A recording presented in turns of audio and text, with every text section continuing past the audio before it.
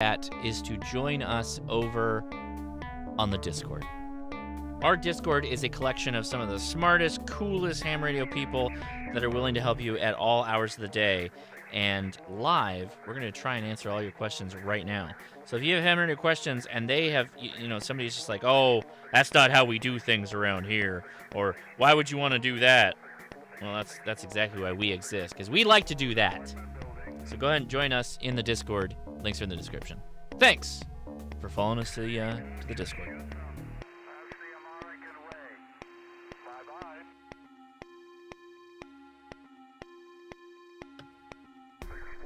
All right. Well, I realized I needed another beer, so I'm just going to take that opportunity to go get one. Don't mind me while I step away. I'm still here. Hold on. Oh my God, hold on. Hold on. All right, I'm back. Okay, all right. So, obviously, we had a really great show with Adam. That was really, really fun. I'm glad that, well, of course I'm glad. He made a whole new dang antenna and shared it with everybody because I just asked him nicely. That's the kind of cool guy that Adam is. I mean, I hope everybody, understands that. He just sat down and he designed a whole freaking new antenna that's super cool, and then parts listed it, did the antenna pattern. Notice that? Did the calculations, and what is it? NMA, just so cool. Just so cool that he took the time to do that. Amazing. And then parted it all out on Amazon. I'll grab the link again, and I'll share it as we go through the live stream here. But a couple things to hit. Obviously, go support hamtactical.com. Helps out the channel and the podcast that I do with my wife, because she runs this. You can say no to me, but you can't say no to my wife. Go get yourself a I've Got to a Brie t-shirt, or whatever it is you may be into. My favorite is, there's three favorites that are like just stellar for me, is the application, the Appliance Operators Local FN51, established in 1991. Those are all important characters. The FN51, also established 1991, and then the things that are on the screen, it's like a Union crest in the form of Appliance Operators. Oh, just when we designed that, she and I did that. That was one of my favorite ones. But anyway, all right, giveaway. We're still doing the giveaway, right? Still got the giveaway coming up. So end of December, we're going to be giving away an FT-DX10 and an ICOM 705, as well as a PowerFilm Solar, at least one panel, and a lot of other stuff too. So link is in the description. Go join the giveaway. We'll have a special word that'll happen sometime during the after chat.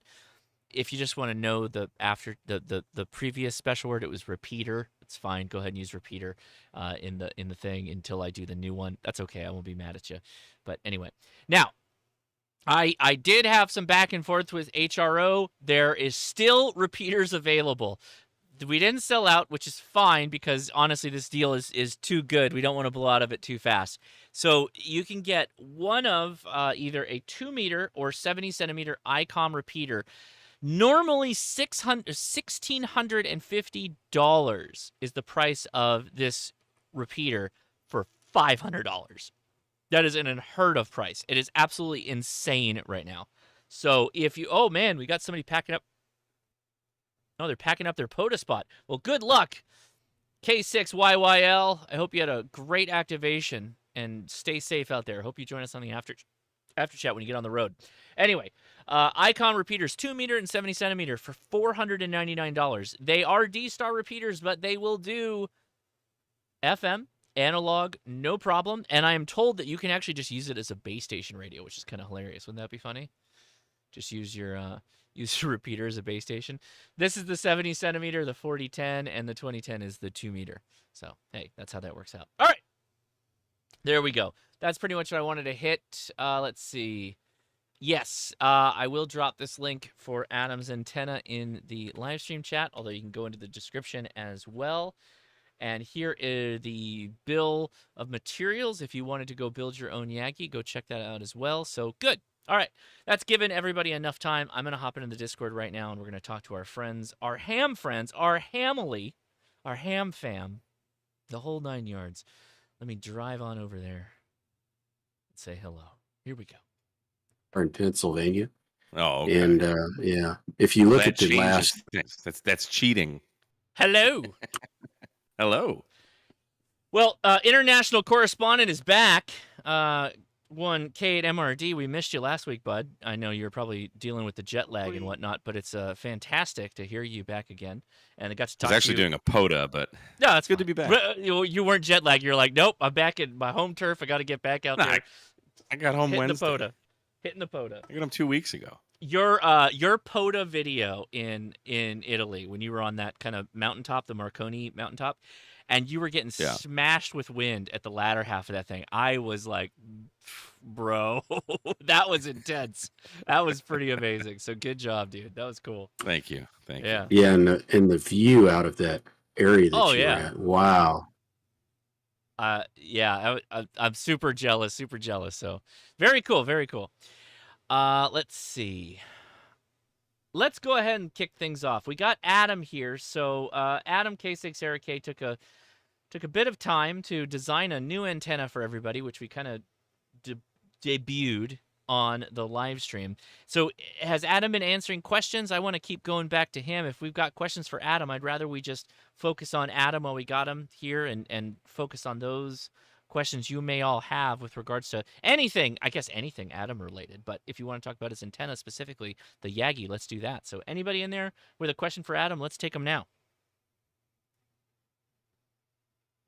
Well, I had a question that I posted, but it was early in the stream. So, oh yeah, go ahead. So, Adam, we talked a bit about what you do if you need to shorten an element, but I'm assuming, and this was what I put in the question, I'm assuming that if you need to lengthen it, you basically have to get a new shaft and cut it a little longer, right? Yeah. Yeah, that's generally the solution. Now, on some of the other designs where I use the threaded rod for the attachment, kind of like an arrow antenna, I have just kind of thrown an extra nut on the base of it so it stops 2 millimeters out further, and that adjusts the tuning a little bit, and sometimes that's enough. So there are some ways to kind of fidget with it, but if you're a perfectionist, then you're going to be cutting a new element. No, that screw thing sounds pretty clever. Yeah, it actually works all right. Yeah, I thought that was all kind of a novel approach for the whole deal. So I hope people go out there and make your own Yagi, and a really cool one to boot. So again, thanks, Adam, for doing that. All right, anybody else in the chat that would like to ask Adam specifically a question? It doesn't have to be about the Yagi, but let's avail ourselves of his time while we got him here. Question? Go ahead, question. This is Mike. Have you ever done any reading about G2BCX and his ZL special design, where you use the HB9CV or a version of as the driving element, thus getting nearly double the gain out of the initial dipole? Okay, I think I caught that. ZL2BX, was that the call sign? That's G2BCX. It's called the ZL G2... special, the antenna. G2BCX. All right, I'm searching for it to see if it looks familiar to me. What is the? Let's see. I didn't immediately find it. Can you Was it Bravo Tango X-ray antenna? Yeah. Well, if you look up the ZL special is the one of his famous antennas, as well as the Slim Jim is one of his. Got it. Okay, so this is a phased driven element. I have tinkered with this type of design. I started building one of these, and there's another version of this that's just basically a bidirectional beam when you feed it just at the center. And I can't remember. Do you know the call sign that's named after? Loosely, it's HB9CV. That's one of them, and the other one I believe goes back even further into antiquity. Yeah, so I started building one of those because it's it's kind of a cool multi-band option, even for HF. I started building one. So basically, how this thing works, it's essentially a couple of doublets that are fed Oh, either okay. either 180 degrees out of phase and spaced by usually like an eighth to maybe 3/8 of a wavelength. And if you feed them 180 degrees out of phase, you get a bidirectional beam with, I think, 3 or 4 dB over a dipole at the same height. And if you feed it with a certain kind of specific phase, you get gain in one direction. Does that sound right? Yeah, yeah. Because if The you make ZL if you special, make yeah. Go ahead. the back one longer than the front one, then you get direction. So yeah, I mean, Yeah, got it. I used to use an antenna made by an Australian company, and that had a 5-element ZL special as the driving element. So you add like 10 dB in the dipole, and then 14 elements in front of that. It was monstrous, but Interesting. it was a very good 2-meter beam. Nice. Mm. Very cool. Yeah, I haven't thought about. I haven't looked at that as a 2-meter option. I looked at a similar design for a multi-band gain antenna.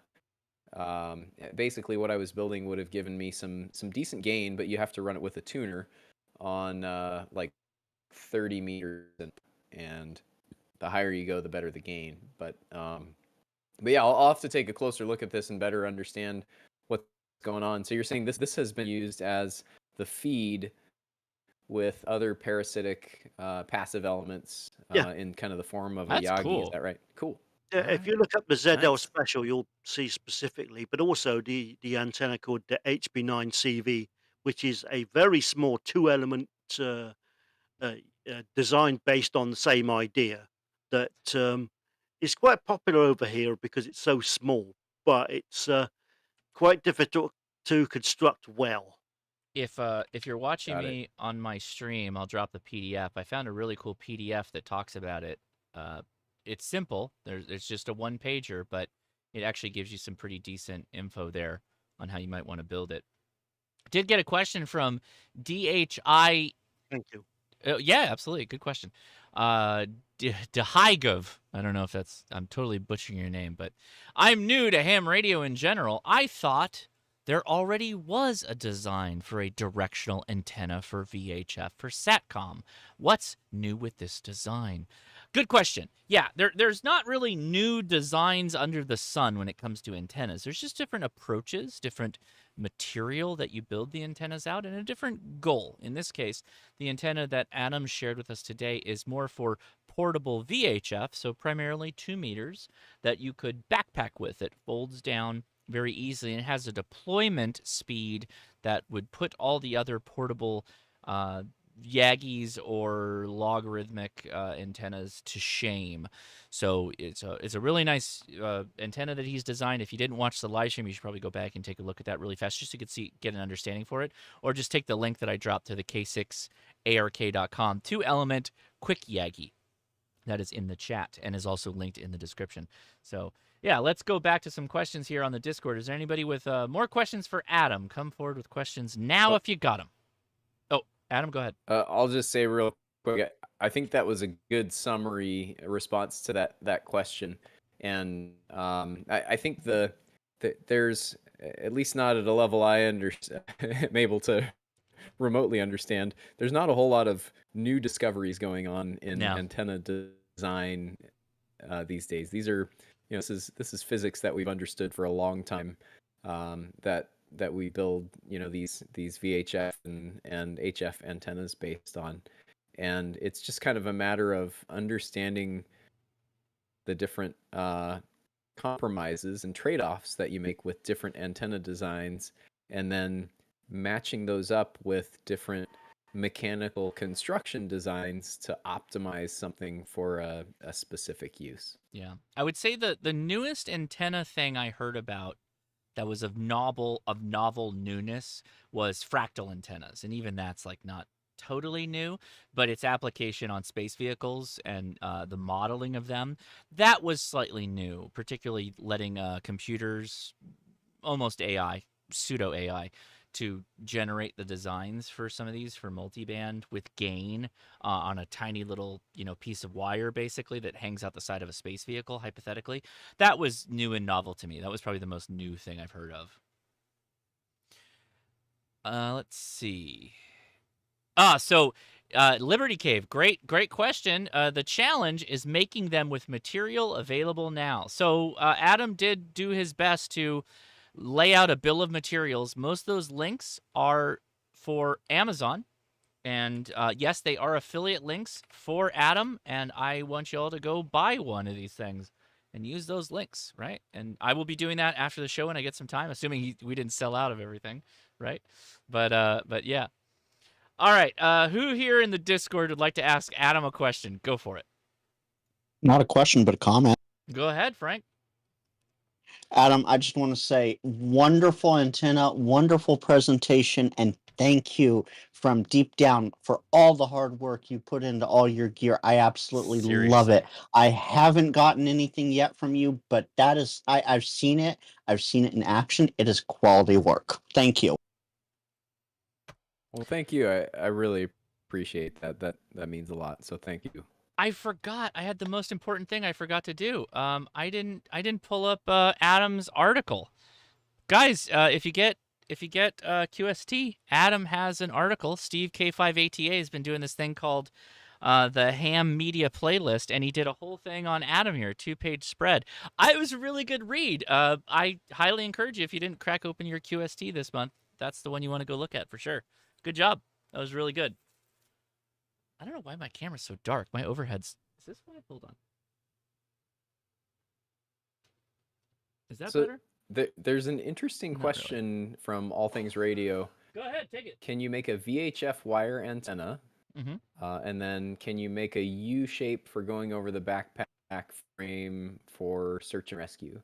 Not quite sure I exactly understand the second part of that question, but I have made a few different wire antennas, and I've seen a few different wire antenna designs that have kind of cool mechanical construction to them. The one that I built, I don't think I have any pictures of it, but let me try to explain it. Basically, I took 2 fiberglass rods that were, let's say about a meter long, so 3-ish feet, and I laid one on top of the other, drilled a hole through the center of them so I could fold them essentially, in line with each other, or fold them out into a perfect X to make sort of a square.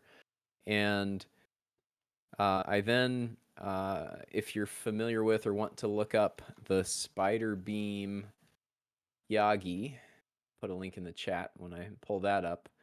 I basically built a spider beam for 2 meters using wires on that frame that I could fold flat with the 2 elements the 2 spreaders just parallel and in line with each other, and then fold them out into an X, and then stretch the wire elements out across that X so it would become, I think it was a 3 or 4 element 2 meter Yagi.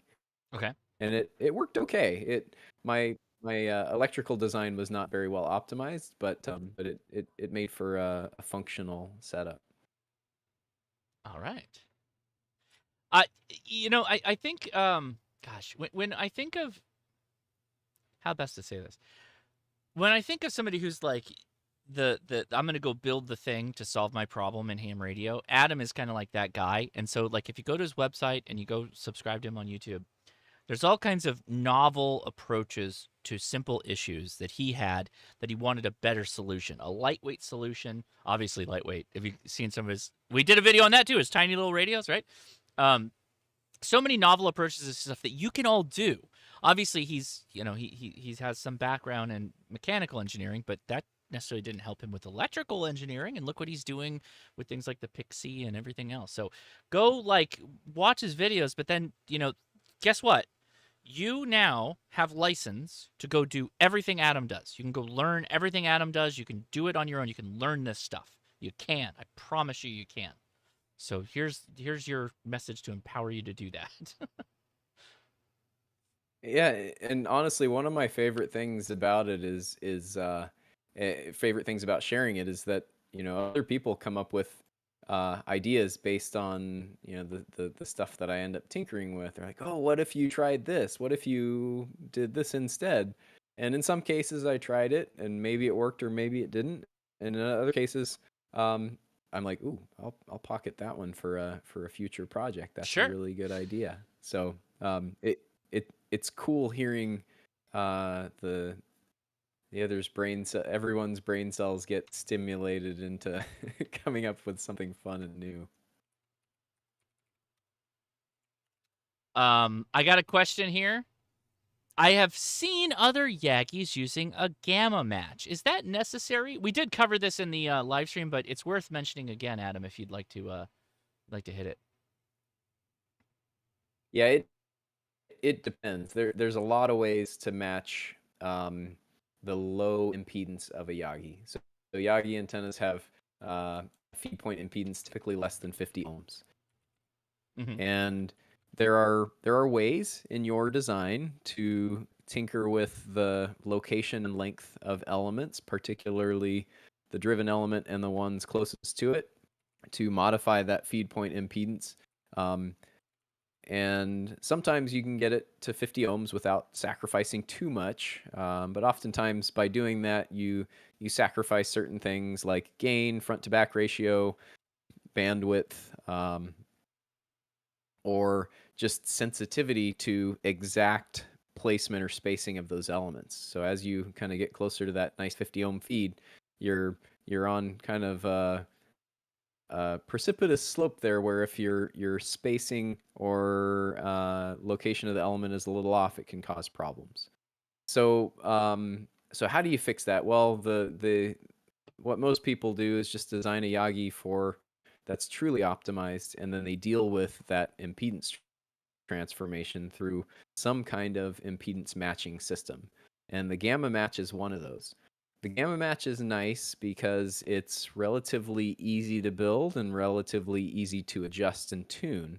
The drawback to it is that it's not a balanced feed point. And, we all know kind of what that ends up with sometimes, dealing with an unbalanced feed point with a balanced coax line that you're feeding it with. So, like I guess the best explanation is the gamma match is nice because it's simple to implement, but it has its cons as well. It's also just more Other crap that you got to options get in for a line impedance too, matching, right? it is, and more crap that can go wrong. Right. The beta match is another kind of common one that you see, particularly with tape measure Yagis. That's also known as a hairpin match. And then the other common one that you see is a quarter wave of coaxial cable that's a different or feed line, electrical quarter wavelength of feed line. That's for example, if you want to match a 28 ohm Yagi, if you have quarter wavelength of roughly 35 ohm coax, that acts as a transformer down from 50 ohms. So but because it has to be a quarter wavelength, it's mono banded, so it's not going to work on multiple bands. So yeah, I forgot the details of the original question.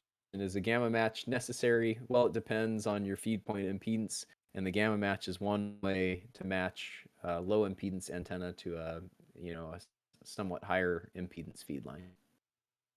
There you go.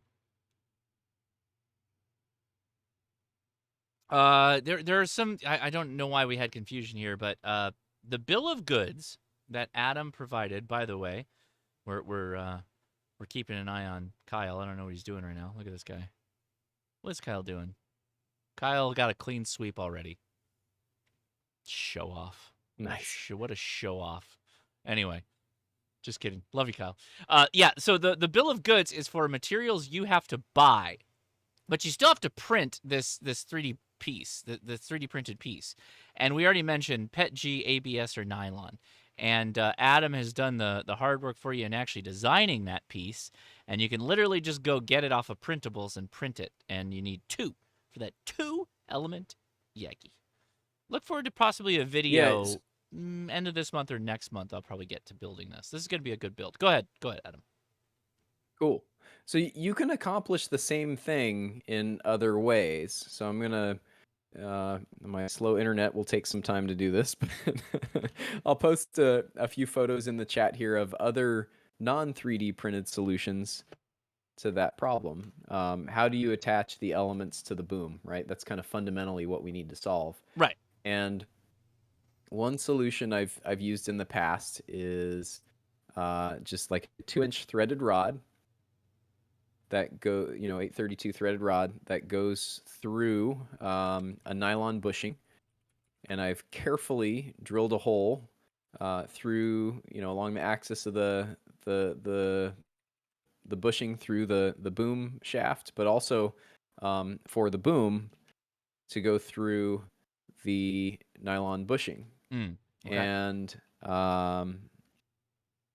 that works very well for all the passive elements, and you just use a metallic threaded rod. That's a little more of a challenge for the driven elements, right? Because you need isolation from the boom for the driven elements. So the way I solved that with the 3-element reflectorless Yagi was by using a plastic or nylon threaded rod as the mounting point for the driven elements, and that actually worked pretty well. I like it. We're uploading slowly but surely. You can also use wood as the pieces instead of the nylon or PLA. I mean, you could always use wood. Yeah, sure. Sure. It wouldn't look as good. Well, yeah. I mean, wood also has its own pros and cons, but yeah. All right. Very good.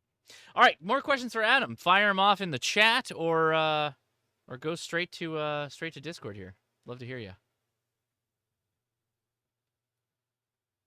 Yeah. Have you experimented with not using the capacitor on your QRP NFET half wave? Oh, that's okay. Yes, and it makes very little difference except for the higher bands. The higher bands, it helps a little bit. And if I'll find a link and post it in the chat, but Dan, AI6XG, did some really cool testing on that exact thing, transformers with or without that capacitor, and what difference does it actually make.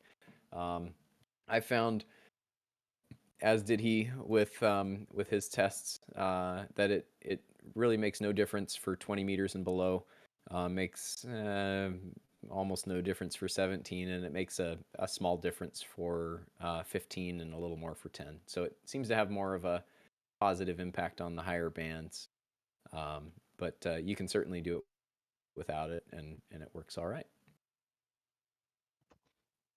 Cool. Right on. All right. Go ahead. Questions for Adam, who's in the chat right now. We want to hear from you. Let's do it.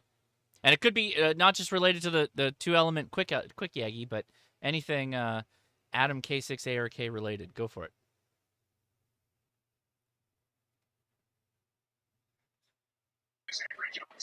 Uh-oh. Somebody's unmuting. That's me.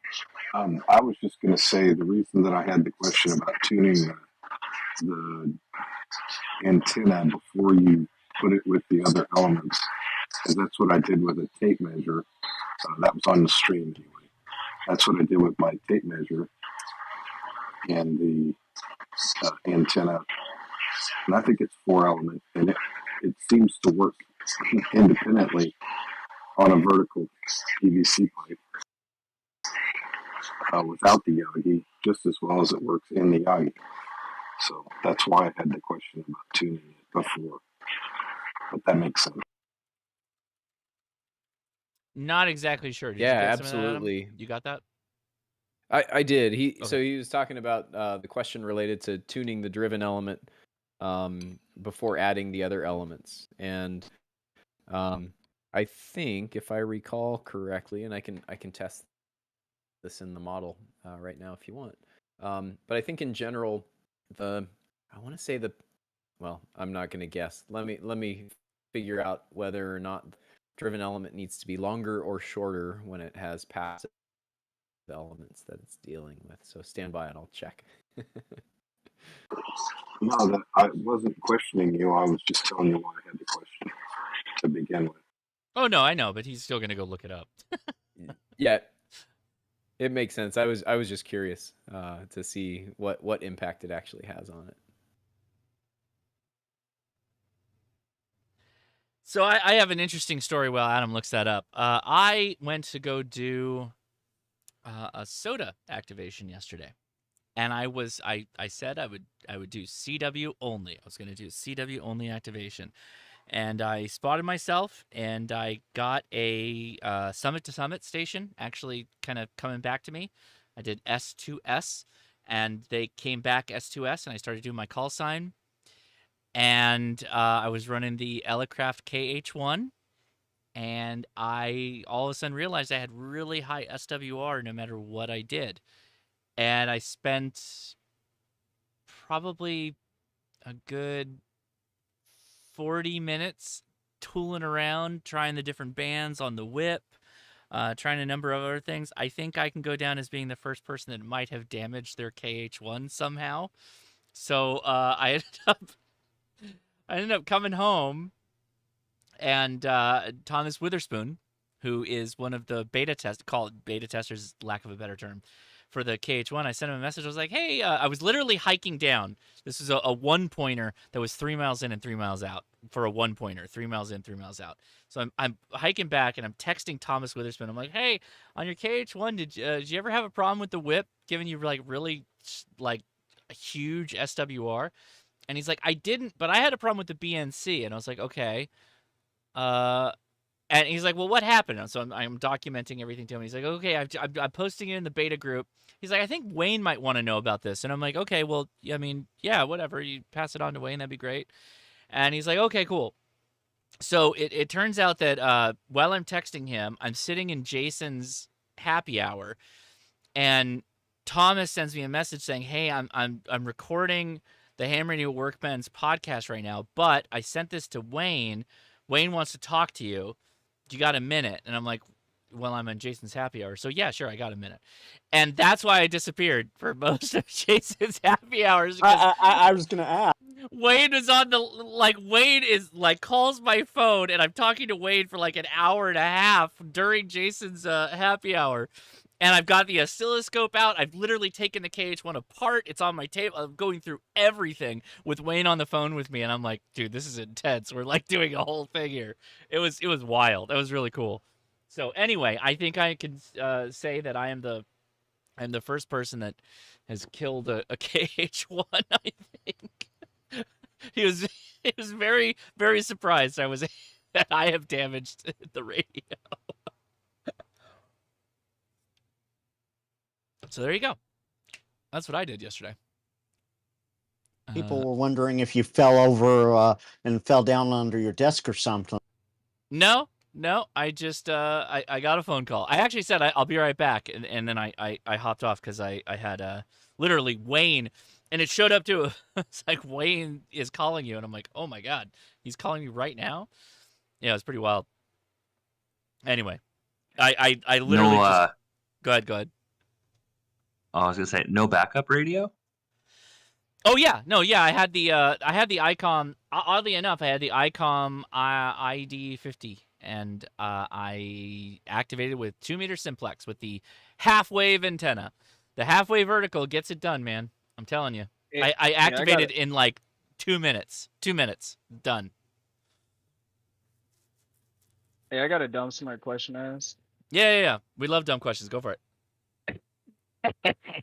So the ICOM 5100 D, is there a way to do satellites with it by chance? I know it's D-Star, but Yeah. it's like with that proprietary cable that they sell. I have it. I'm trying to figure out how to get it talking to HRD. Is there any way, or anybody had any luck?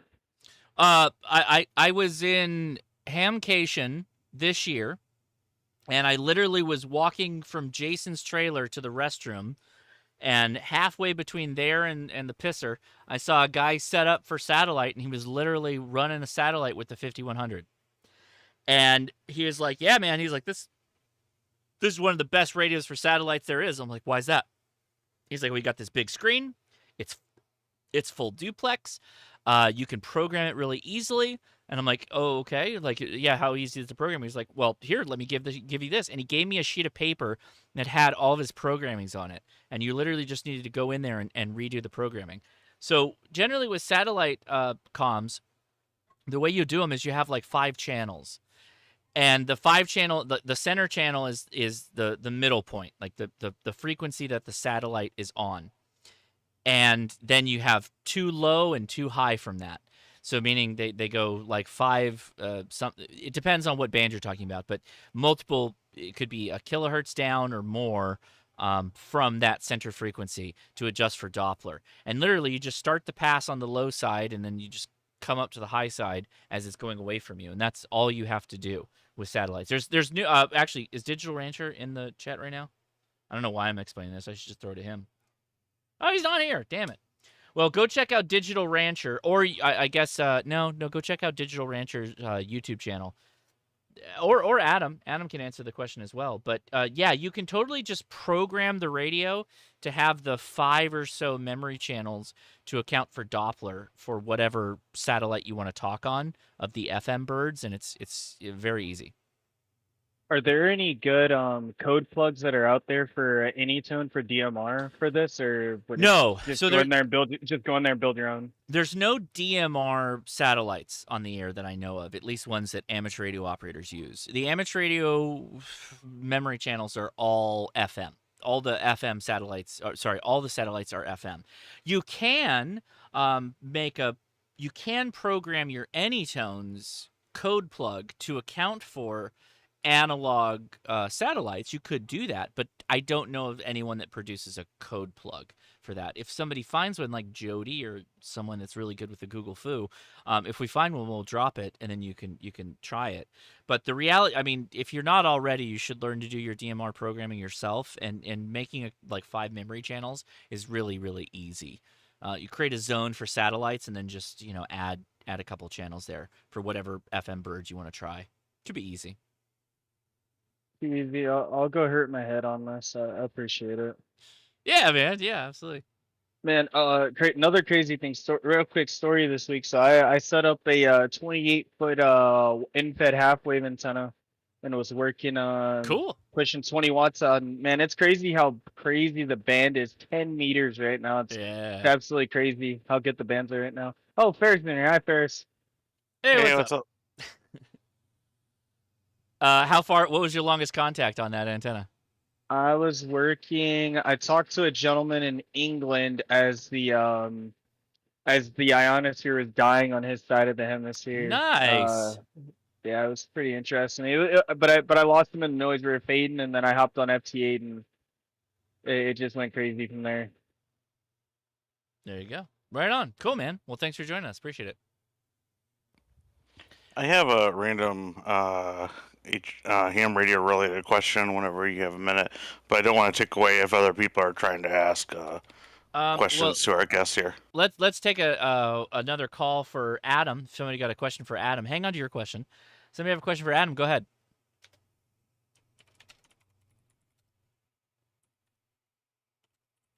All right, let's take your question. Go for it. Okay, thank you. So I've activated out at I did my first pod activation a couple weeks ago, but I've done some hunting as well and parks before. Excuse me. I've done the mirror mount with the 12-inch spike, which really gets you 8 inches in the ground maybe. And I've noticed, I don't know if it's just the soil around the parks and maybe the moisture, I don't know what, but they seem to have a little bit of trouble holding up the my MFJ 1979 17-foot 20-meter whip, and I was gonna see if someone knew of a reasonably priced, bigger spike that I could find somewhere that I could attach to the mirror mounts and get better, depth in the ground to hold that whip up a little bit better. I seems like 12 inches is about the biggest nails and spikes you can get, but if someone knows something different, I'd be glad to hear it. I'd just use 2. So you've got the antenna mounted to the spike, right? Yeah, I got the mirror mount, and I just put the 17-foot whip on it, and the mirror mount has like a 12-inch nail. With the mirror mount. So you're talking about like a mirror mount for like a semi-truck, for like a CB antenna? That same design? Yeah. A lot of people do this design where you get a big spike. Gotcha. And... Yeah. So slam that sucker all the way into the ground. What's the problem? Like until the mirror mount is literally touching the ground. Just go all the way down. Okay. Yeah, I don't know. I mean, I'm putting it all the way in the ground, and it's, like I say, I don't know if I'm just finding too wet of ground or what, but so I thought maybe if I could find a bigger spike or something, maybe I could, Is the problem is folding over, or you're not getting a match? Problem is with it wanting to bend over and, fold over a bit. It sounds like you might have the wrong antenna mount solution for what you want to do. You might need to go with a freestanding unit, like a Wolf River Extreme tripod. That Extreme tripod is great with that 17-foot, whip. That might be the way to go. Okay. Build your own, something like it. Yeah, and I've been thinking about buying the Wolf River spike and their tripod mount too. So I mean, I think the spike, to be honest with you, having a couple of spikes, including the chameleon spike, which I think is probably the best spike. I'm not a big fan of the spike. I generally almost go with a C-clamp or a tripod, something along those lines. Okay, and I was also looking at the one that KB9 VBR recommends. It's a heavy duty. It's designed for like these. If you've seen those flags for like advertisements and whatnot that kind of flap around. Yeah. And that base he shows is like 10 pounds. He says, and it's like a $45 thing. I thought I might get that. That beast would surely. That's definitely the spike I want to be backpacking with. Is the no. 10-pound I'm just doing POTA. I walk. Yeah. I walk 20 feet from my car. I mean, I'm disabled, so I ain't never going on SOTA. So yeah. Okay. Well, give me a few ideas. Do you ever do any metal detecting? No. There's a company out there called Predator Tools that sells shovels. If you can figure out how to get one of those in the ground, I guarantee it won't blow over. And then you clamp to the all-metal shovel. And the shovels aren't huge. You can get whatever size you want. Okay. But you can put them in with your foot easy. Gotcha. And to Josh's point about the chameleon spike, it's a longer spike, but there's no SO239 on it for Correct. I don't know what I would need. So yeah, that's the issue with that. So I've got so hopefully that answers your question. I do got to take a minute. Sure, no problem. Because we got a live correspondent, and I realize everybody on the Zoom or on the Discord might not be able to hear him. How do I make it go over there? I don't know that I can. But we have a field correspondent. Kyle, AA0Z, are you there, man? Are you on I'm here. There's Ward. Oh my goodness. So these gentlemen just you got a clean sweep. Didn't you just you did a clean sweep? We did. About, 30 minutes ago? Yeah, 8:30. Quickest we've ever done one here, I think. That's really impressive. Yeah. So Kyle and Ward are actively doing the ARRL sweepstakes contest, and they killed it. I mean, they're done at 7 p.m. my time. Your time's probably 2 hours in the future. Done. But We can quit. We can quit. There you go. Yeah. Well, I know it's bad whenever we've got a multiplier bell, And after we hit the bell about 4 times, 5 times after the Hey, last Josh, their audio is word not coming came in and across said, Discord. "That's it. You're not Take it away. take the Get 'em bell out. away." Yeah, so for everybody on the It's Discord, worse I already said you probably than can't hear them, so you're going to have to watch on hundreds of YouTube them. to catch up. But yeah, I don't know how to pass the audio from Zoom over, unfortunately, for the folks on Discord that are watching. I see, Kyle, this is the problem. If we try to make contesting a sport that has an audience watching, we got to figure out all these idiosyncrasies that go along with it. Like all the people that are watching me on Discord that are part of the, the community that we're talking to, I can't get them to hear you yet. I don't know how to link them all up, but like these are all the things we got to figure out how to do to make contesting like that thing the next step of contesting, which I know you care about, right? Yeah, I mean, the gamers have already done this, right? That we just have to follow in their footsteps to get the gamers to give us the secrets on how to make contesting, very interactive. Well, we're already doing Discord, right? Because that we took that from the gamers. That's our. Yeah, that's step number 1.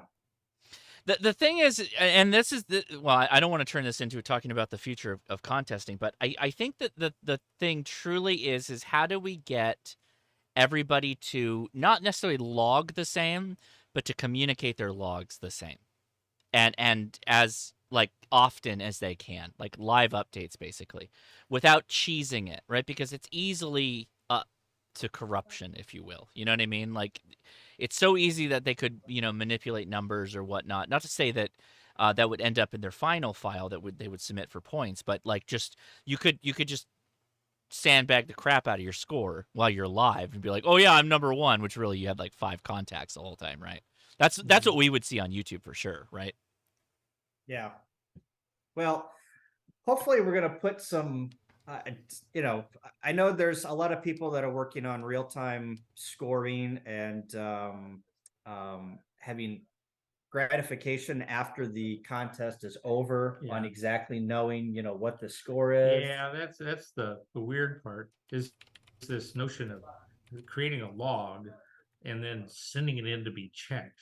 There's no other sport that really does that. It'd be like Tiger Woods and say, okay, Tiger, here's your scorecard. And then Tiger disappears into his basement for 2 days and then comes out in 2 days and says, here's what I did.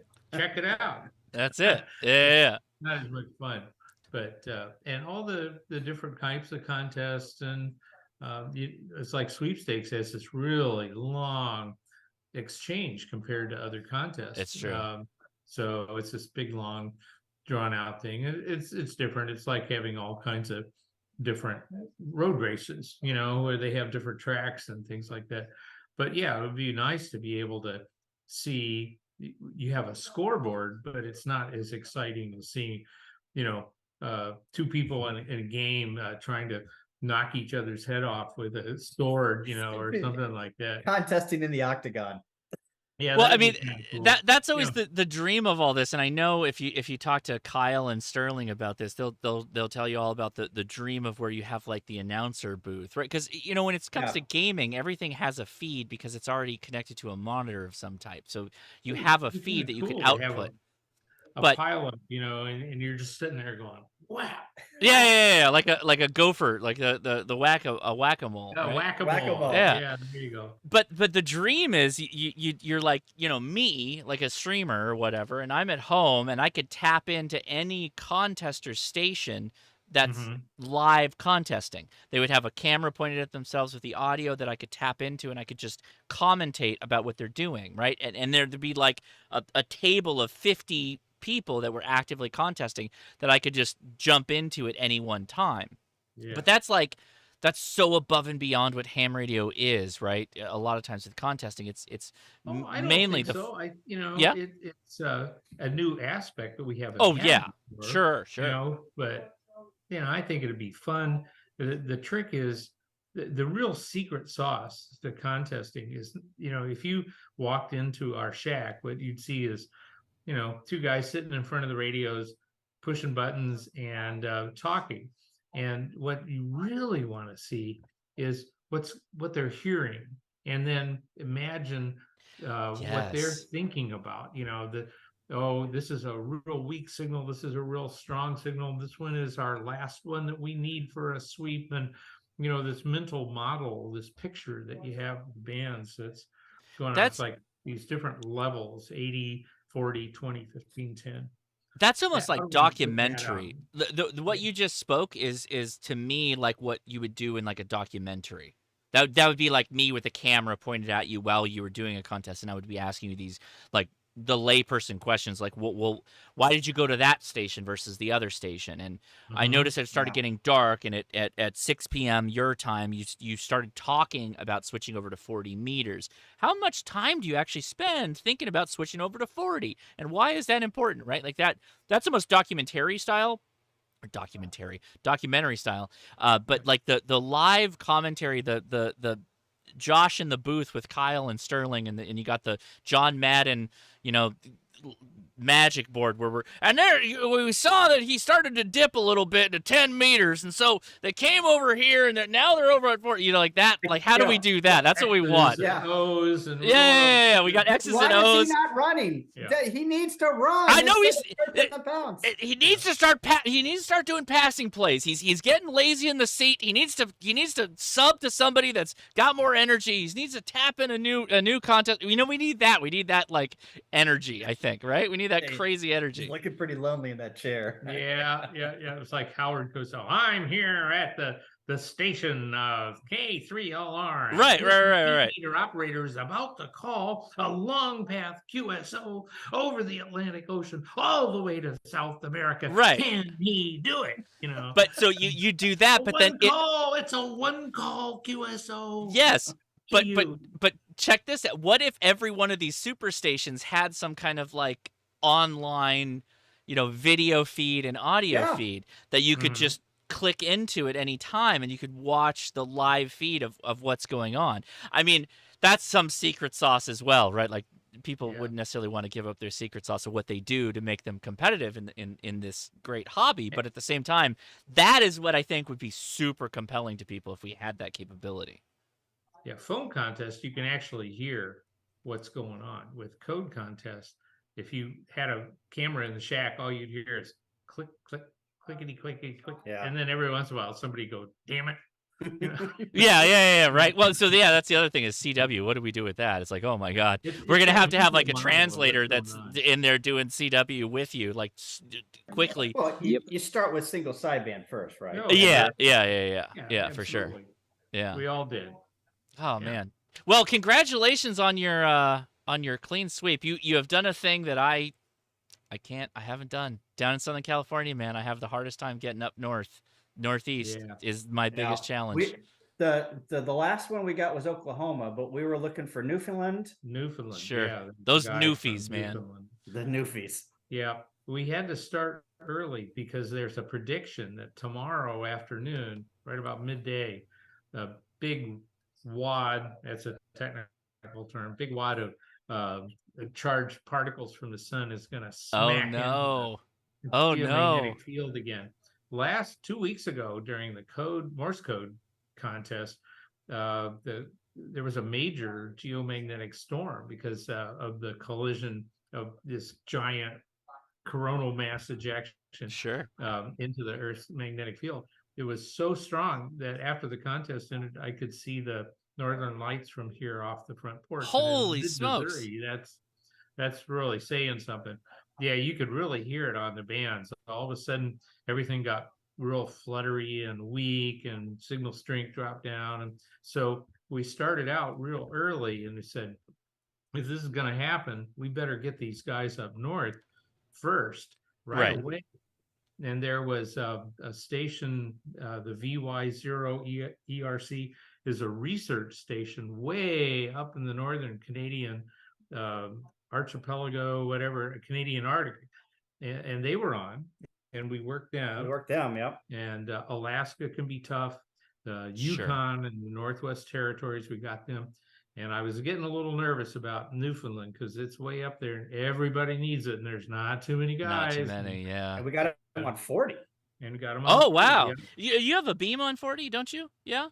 Yeah, two element.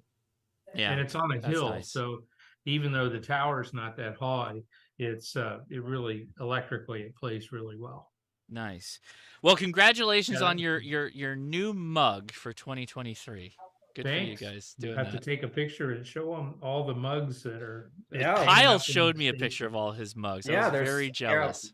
Maybe I'll send a picture. I'll go snap a picture and we'll post it. I'll send it to you. Post it in the after chat or in the Discord. Well, thank you for taking the time, guys, for the live update. I appreciate that.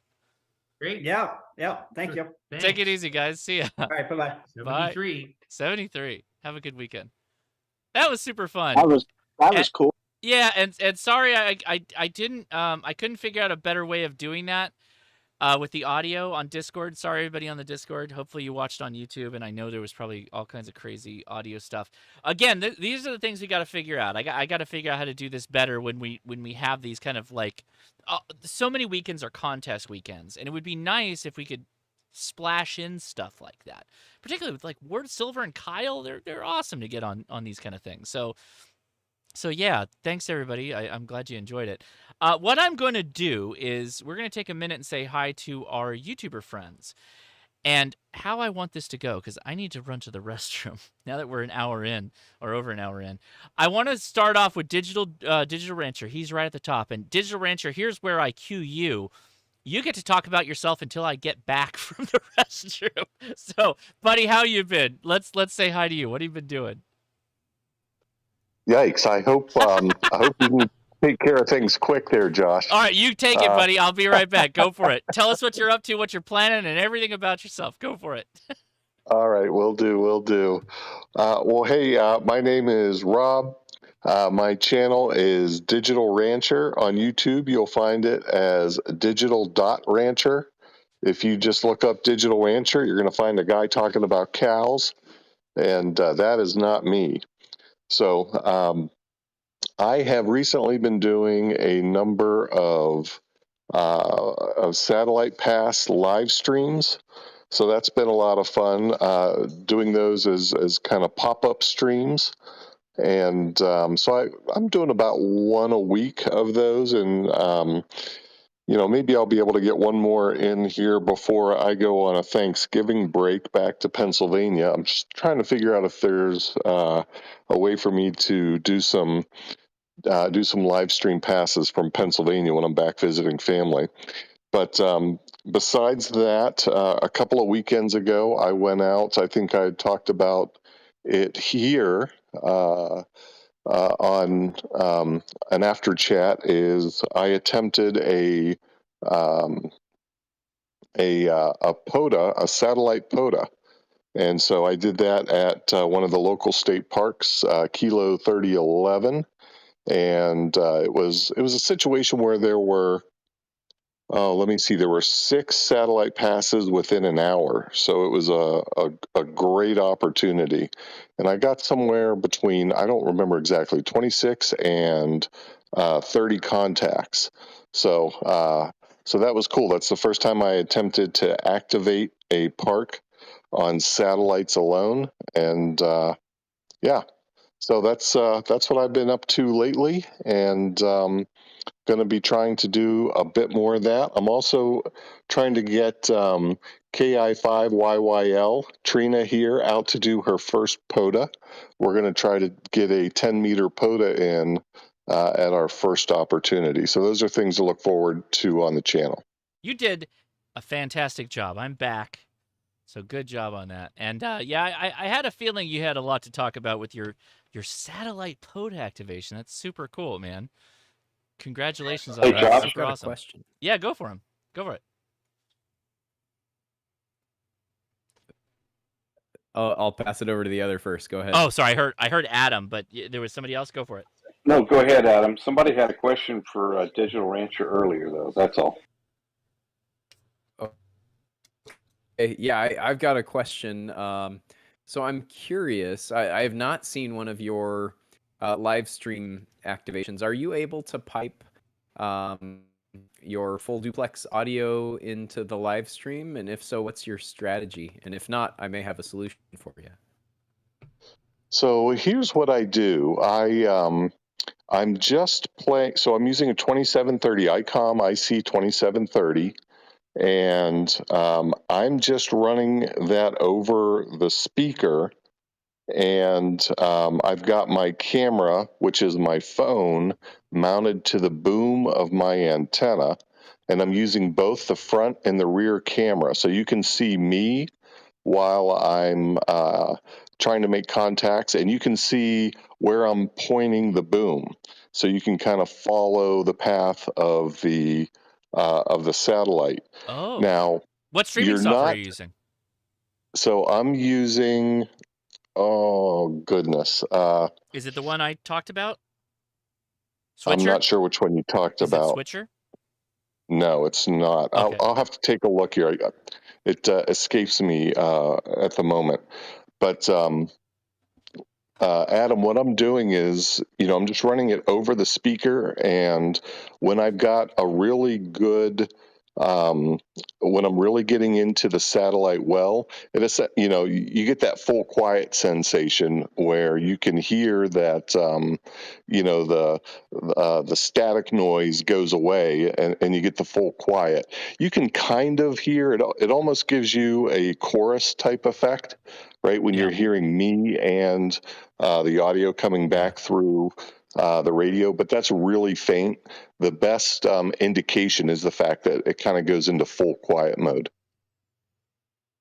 Okay, cool. So if you're interested in trying it, and I might even have one laying around here to send you if you want. I posted in the live stream chat a link to an Osh Park project that I designed, which is basically a little passive audio mixer, and it allows you to have a rig input at line level, a microphone input at mic level, a monitor output to your headphones, and then mic level audio going to some other source. I send it to a Sony digital audio recorder that has 2 channels, and it sends your mic audio to the left channel and your rig audio to the right channel. You have nice 2-channel recorded audio. But you might, if you're interested, you might take a look at that. And if you're really interested and don't want to go through the process of building one, let me know, and I probably have one I could send to you. Yeah, that's. I'm always interested in trying to improve that live stream rig. Yeah, I'll definitely check that out. That sounds very cool. And yeah, thanks for the suggestion. Thank you. Good thing. Right on. Cool. All right. Oh, what just happened? The band just shut off already? Hold on. Hey Josh, my the streaming software I use is Lyrics Broadcaster. Oh, okay. I never even heard of that before. Yeah, it's an Android app. It's fantastic. It'll allow you to connect to, I think, up to 3 streaming connections. So you could stream to multiple services. It does a lot of really cool stuff. It's worth a look. Nice. Very cool. Well, thanks for sharing that. Well, everybody listening, there you go. If you want to live stream a 2-sided, both shooting you and then pointing down the barrel of your antenna for your satellite QSOs, that'd be really cool. All right. So at this point, we're going to keep sliding down talking to our ham radio YouTube friends. Next is Frank. How's it going, Frank? What have you been up to, man? Well, good evening, Josh and everyone. I have been pretty busy with the video uploads. I had a premiere Sunday, Tuesday, and Thursday. 3 different POTA uploads. One of them was a 2-parter, which was absolutely fantastic. And the 2-parter was with that new ham Sean. I've gotten him hooked on POTA now, and that was a dangerous slip and slide that I took on my own. And well, I'm thankful I got him hooked. It's lots of fun. Doesn't help that the closest park is now just 15 minutes away. Oh, that's nice.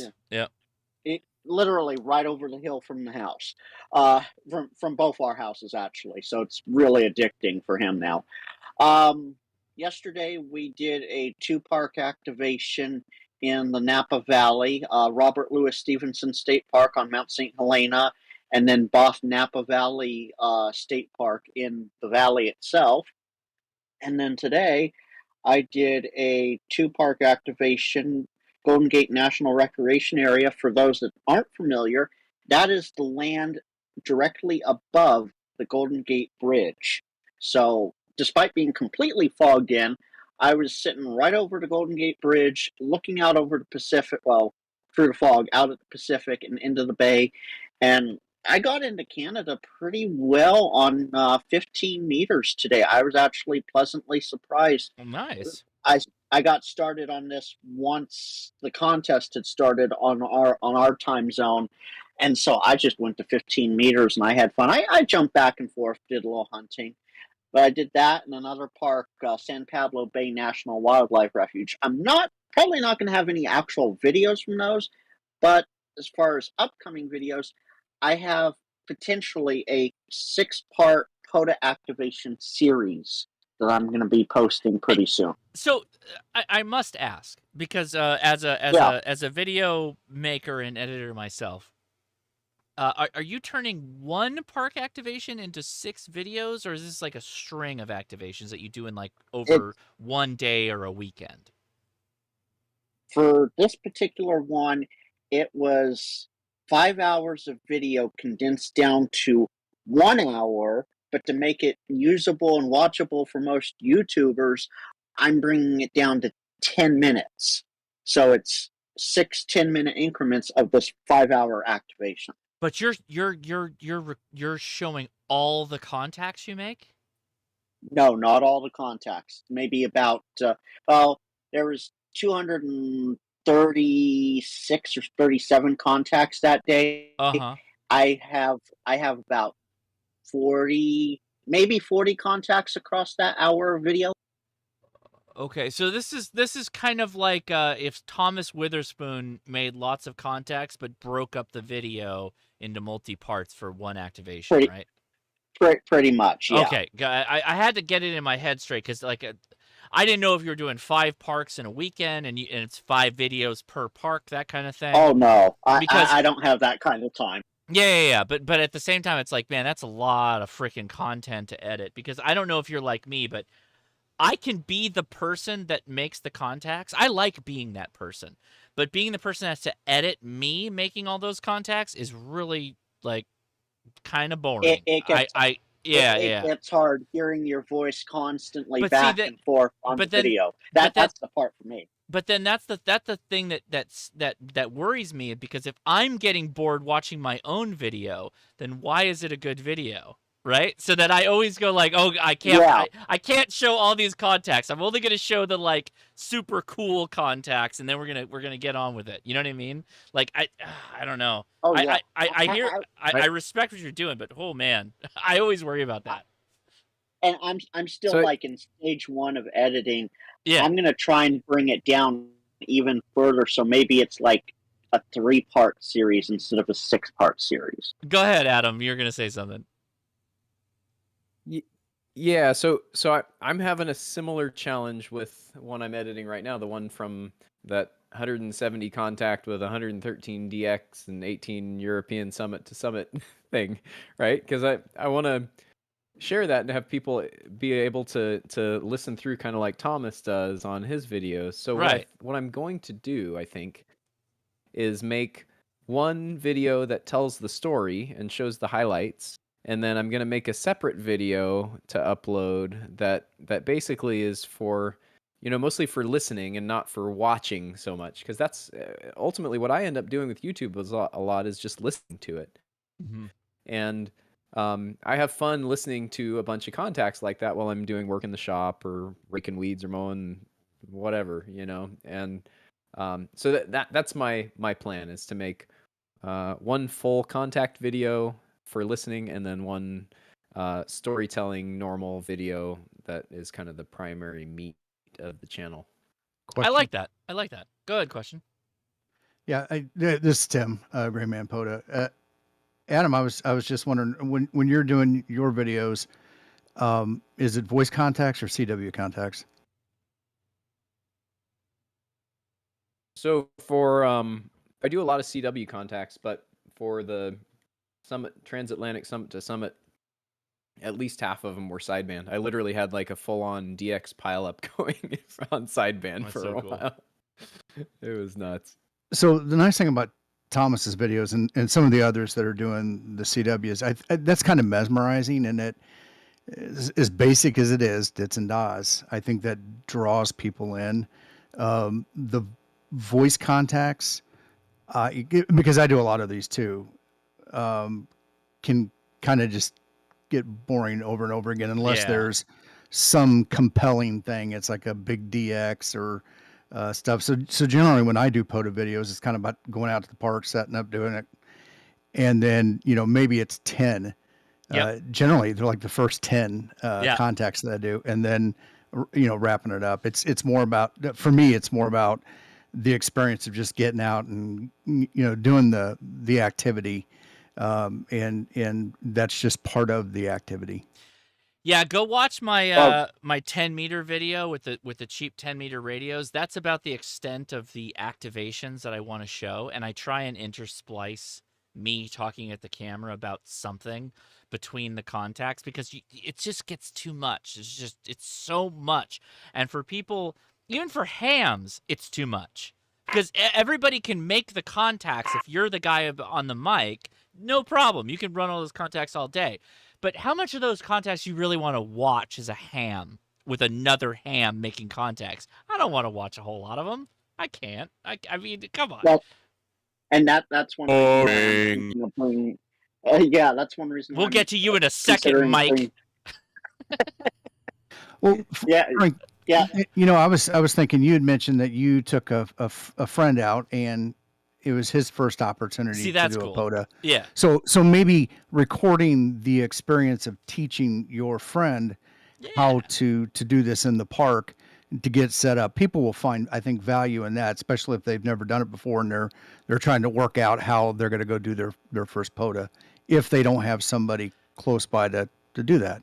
I was kicking myself in the butt when I was at that Boo Fest with all the Cub Scouts, and I had like 40 kids that were all on my Go box, talking to stations all over the country, and I'm recording some of it, and I'm thinking to myself, I'm like, this is literally some of the best like on-air content that I've ever heard, and I can't put any of this on YouTube because it's somebody else's kid, and these are all minors. But literally, the conversations between the kids, just talking on Can't radio. you just I'm like, blur out the faces though, Josh? I guess I could, but it's not that hard. No, man, I don't know. My wife was very adamant about not any of it appearing like I was recording it, which because again, I get it. Like you want. She told me, she's like, listen, you want ham radio to be like. You want ham radio to be the showcase. You don't want people getting recorded to be the showcase. So just like do the ham radio, get the kids interested in ham radio, and then like next year we'll do a video and blah blah blah. And I'm like, okay. So I shot a short, but yeah, it was tough. Go ahead. So to wrap this up, yeah. So to wrap this up real quick, I'm probably going to shorten it up a little bit. And Tim, that is actually a really fantastic idea. My part 1 video that premiered on Tuesday night before Ham Radio Clubhouse, that's the new ham. And I totally spaced on having the microphone. As Adam said in Discord, audio is key as well. I forgot to hook up the microphone, and 90% of that video was wind noise. I cut it down as much as I could. But anyway, so we'll see what happens. I may have a 1-part or 3-part or 6-part video sometime in the next 4 weeks coming out. We'll see what happens. That's about it for me. Right on. All right. Well, appreciate that. And that whole conversation spurred on a lot of discussion, so I love that. Gray Man POTA, go for it. By the way, Gray Man POTA is literally like, did I ask this? I feel like a dumbass because I think I've asked this question before. It's like the gray man, like blending into the surroundings, that kind of gray man concept, or you just got kind of the thought behind it. Not like gray man is in tactical, the tactical, blind, the tactical gray man. Yeah. That's what I know. Not necessarily the tactical gray man, but just more the go out, go enjoy it, have fun. I kind of I question sometimes. I see these guys on in the POTA Facebook page, asking all these questions, and and I went and talked to the ranger, and I did all this stuff, and they told me no, and I'm just about, hey, go find it, go set up, go do what you're gonna do, get your contacts, and get out, and Seriously. be a good steward of Yeah. the hobby, and do all that stuff, and certainly talk to people, right? A lot of people are curious. You'll hear a lot of great stories Yeah. talking to people. A lot of times it's generally a conversation of, my grandfather or my father did this when I was a little kid, kind of thing. And so that's the great part of the hobby, right? Is hearing those kind of generational stories. But on the flip side, just go and do it, have fun. It's always easier to ask for permission, and if you start asking a bunch of questions and they don't have the answers, they're going to tell you no. So don't give them the opportunity to say no. Well, yeah, but so what you been up to, man? Go ahead and and by the way, drop links so that people can see your channel when you're talking. Oh yeah. I gotta find it. Well, I mean, go ahead and tell us about your channel while you're doing it. Go ahead. Mine too. Yeah. All right. Thanks, Frank. Yeah. This week I got a jankopotamus, and Oh so yeah. Well, now you've reached the big time. That's right.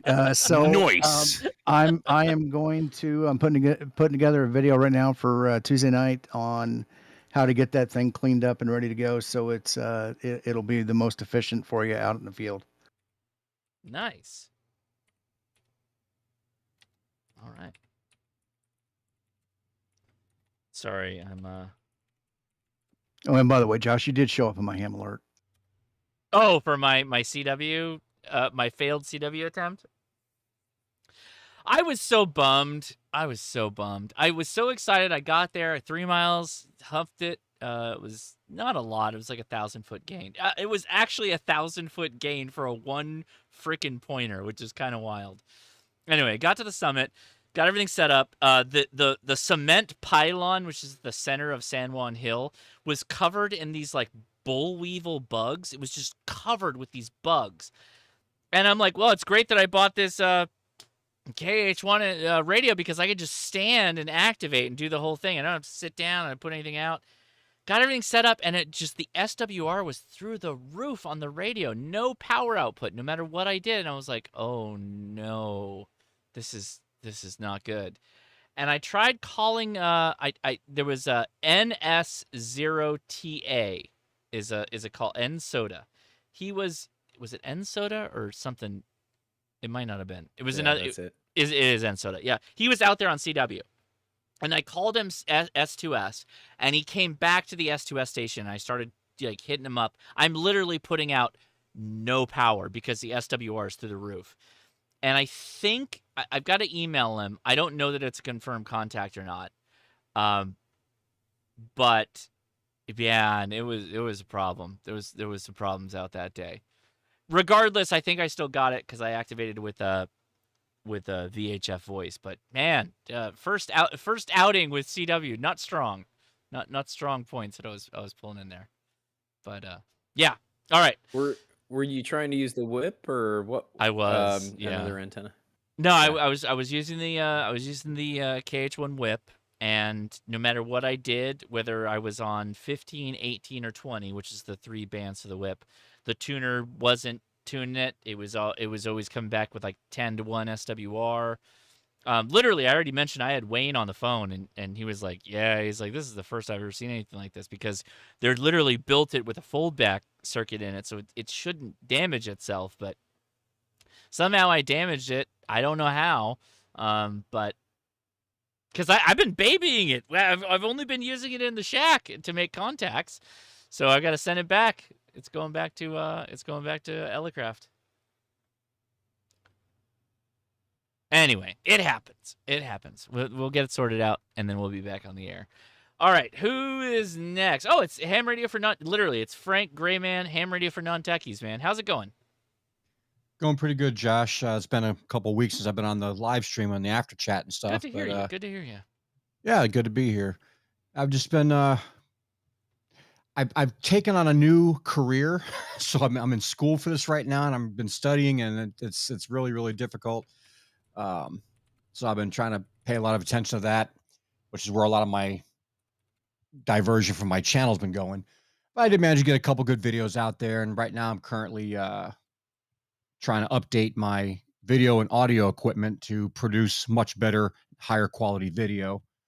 So I got a couple new toys I'm building and some new stuff I'm getting ready to test out and make a couple new, probably some little video shorts, some just kind of test and see what people think. Nice. But yeah, just having a good time with it all and just trying to get this new career going and doing my thing. Very good. Well, thanks for coming out here, and feel free to jump in if you have any comments or anything. Hit us up. All right.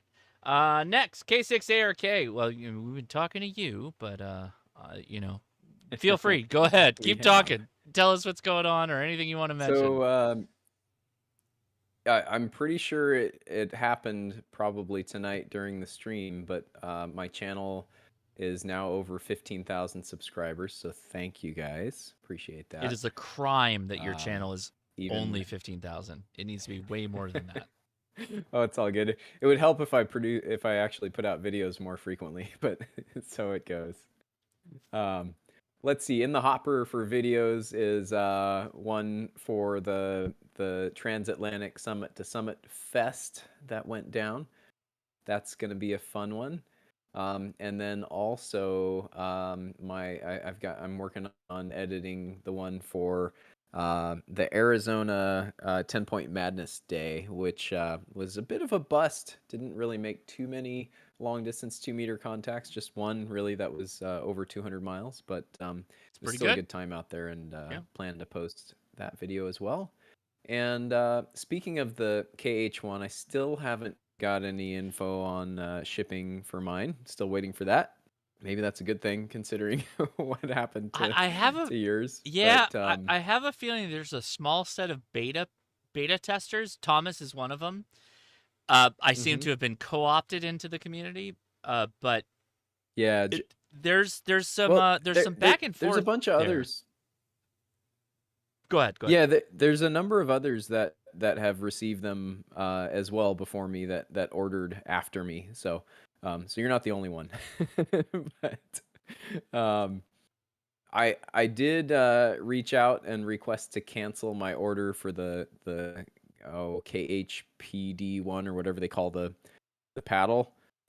Everything I've heard about it has made me not want it. So it's a little mushy. I'm already designing my own. Yeah, it's a little mushy. Yeah. I'm kind of a snob when it comes to portable paddles. So I am okay. Well, I did not activate yesterday, and I'm obviously not a CW guy, so take this as for what it's worth. I was literally able to hold the KH1 in my left hand and operate from my right hand, and I got frustrated with the pen, and I had this recorder thing on me. I was like, you know what? Let's just try to do all this left-handed. So I just switched over and just started doing it left-handed. The keyer was fine, whether I was doing it left-handed or right-handed. It was spongy, but as long as I kept my fingers close in on it, like if I just kept the tolerances really close, it was fine. It was totally fine. Cool. So I know one of the other beta testers, and he ended up swapping out the spring for basically the same dimension spring with half of the spring constant, basically. So a lighter force per. That doesn't seem the way. Yeah. And he said it made a big positive difference, and then he also actually swapped in some magnets and made a magnetic spring for the resistance. That seems more that's a magnet retention, because the problem is the push in is very spongy. Yeah. The push in, like the spring, I don't know if having a lighter spring is going to help that. I think it's the way it works is there's a it's a lever design basically, right? That's this center pin that's screwed in. I'm literally trying to talk through something that is very impossible to do this, but there's a really it's a surface mount switch that has this like 45-degree lever type of thing, and I don't know that the spring I mean, I guess it does, but I don't know. Now I'm second guessing myself, so I don't know what to Well, say. suffice it to say that someone sent me some pictures and measurements of the KH1 body, and I already designed a prototype and have PCBs in process for an alternative paddle design. We'll leave it at that for now. I've got the paddle. If you want to, I've got all of it. You want to send me pictures? I can do that. No, I've got pictures and dimensions, and I've got what I think will be a pretty cool design for the paddle solution for this thing. I love it. Order as a prototype. I'm excited. So, I'm very excited. Fingers are crossed. Yeah, I mean, it ergonomically, like I got my little Whisper, my Hyperlight chair, and I was what is it? Nice. And I was all posted up. It was perfect. I was ready to go. I got my phone recording me. I got everything going, and I'm like, and I'm like, oh my god, the SWR's through the roof. This is not right. And I got up and I started moving around. I'm moving the radial. I'm adjusting everything. Nope, not good. Oh no, it was not good. It was not a good activation. It was really sad. That's a bummer. Yeah, but I mean, we'll get there. We'll get there. We'll get it sorted out. Yep. It's still I still very much like the radio. The Wayne has packed in a lot of things that I think people want with the radio, and it is. I mean, I've used it at home and I've had a lot of fun with it. I don't know what happened, but we'll figure it out. It's gonna be good. Yep. So that's it. Yeah, I understand they're coming out with a solution to the side tone as well. The side tone has a very raspy kind of square wave sound to it, especially when it's on a not full volume monitor level. It just kind of sounds bad. So supposedly they're gonna fix that too. Okay, well there you go. All right, well thank you, Adam. Appreciate it. All right, we're rolling down to one. K Murder. K8MRD. Oh, jeez. Back. Why do you got to say it like that? The international man of mystery is back. Mr. Continental. Mr. Continental, you, sir. Yes. That's right. How you been, man? What have you been up to? Well, we know what you've been up to. I've been well. Yeah, I've been well.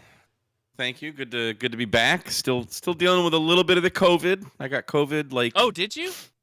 3 or 4 days after I got back. Did you get it Italy. from Italy? Is it Italian COVID? Is what you got? Who knows where you got it from? Did you get? I'm not speaking artisanal? Italian, so I assume I got it when I was back in the U.S. Did you get artisanal? Probably when I was in DFW. Okay. Yeah. You're not speaking Italian yet, Mike. I got sparkling COVID. No, it's not bad. It's just like a cold. Like I'm like 95% over it, but still like the last time I had COVID, like earlier this year, it only lasted 3 days, and it was like a minor annoying cold, but just the body aches, and it's like my legs are just sore, like my muscles, and that's all I have. So like I don't have much. I'm drinking beer again, so we're not doing too bad. Good. Yeah. But, yeah. So and I was able to join the live stream last night for Kyle's trivia night, which is That's always true. a blast. Yep. And the Ham Radio Happy Hour. I filmed Mailbag Monday on Thursday, but it's like still like when I go to do things, like I kind of get a little lightheaded and woozy. So like my production has gone down. Like I don't even want to edit, and I love editing. I've got a lot. I've still got like 4 videos from Italy to edit that I can't bring myself to do because I'm just like I'm just groggy. So that's my story. But it was fun listening to all the newer Frank and Grayman and like learning how they're editing and going through all the trials and tribulations that I'm sure you went through and I went through. So that was really cool, and it's inspiring to see more people creating content on YouTube, and it's just really cool. So, and then watching Kyle's I've had Kyle's stream going all day on mute just to give him the watch hours. There you go, man. So, right we gotta support our brothers, man. absolutely. Kyle, I call Kyle a friend, man, so we gotta We got K6YYL says try hot toddy. What is a hot toddy? That's like whiskey and tea? Yeah, I exactly. feel. Yeah. I don't have tea. So generally, Leia will make a hot toddy with some kind of. She makes it with Chinese tea, honey, and a bit of like rum or whiskey. You could use Irish. I don't have whiskey. tea, but I've got a little bit of Jameson. You could use Imagine Jameson. that. Yeah. Well, it's Irish. I mean, you know. Yeah. So it's like you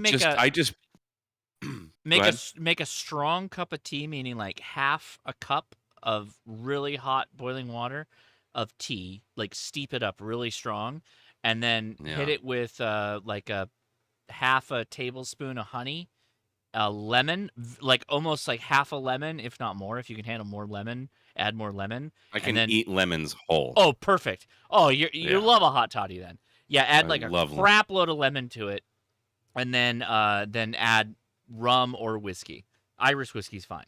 See, AV in the live chat says just slam the Jameson.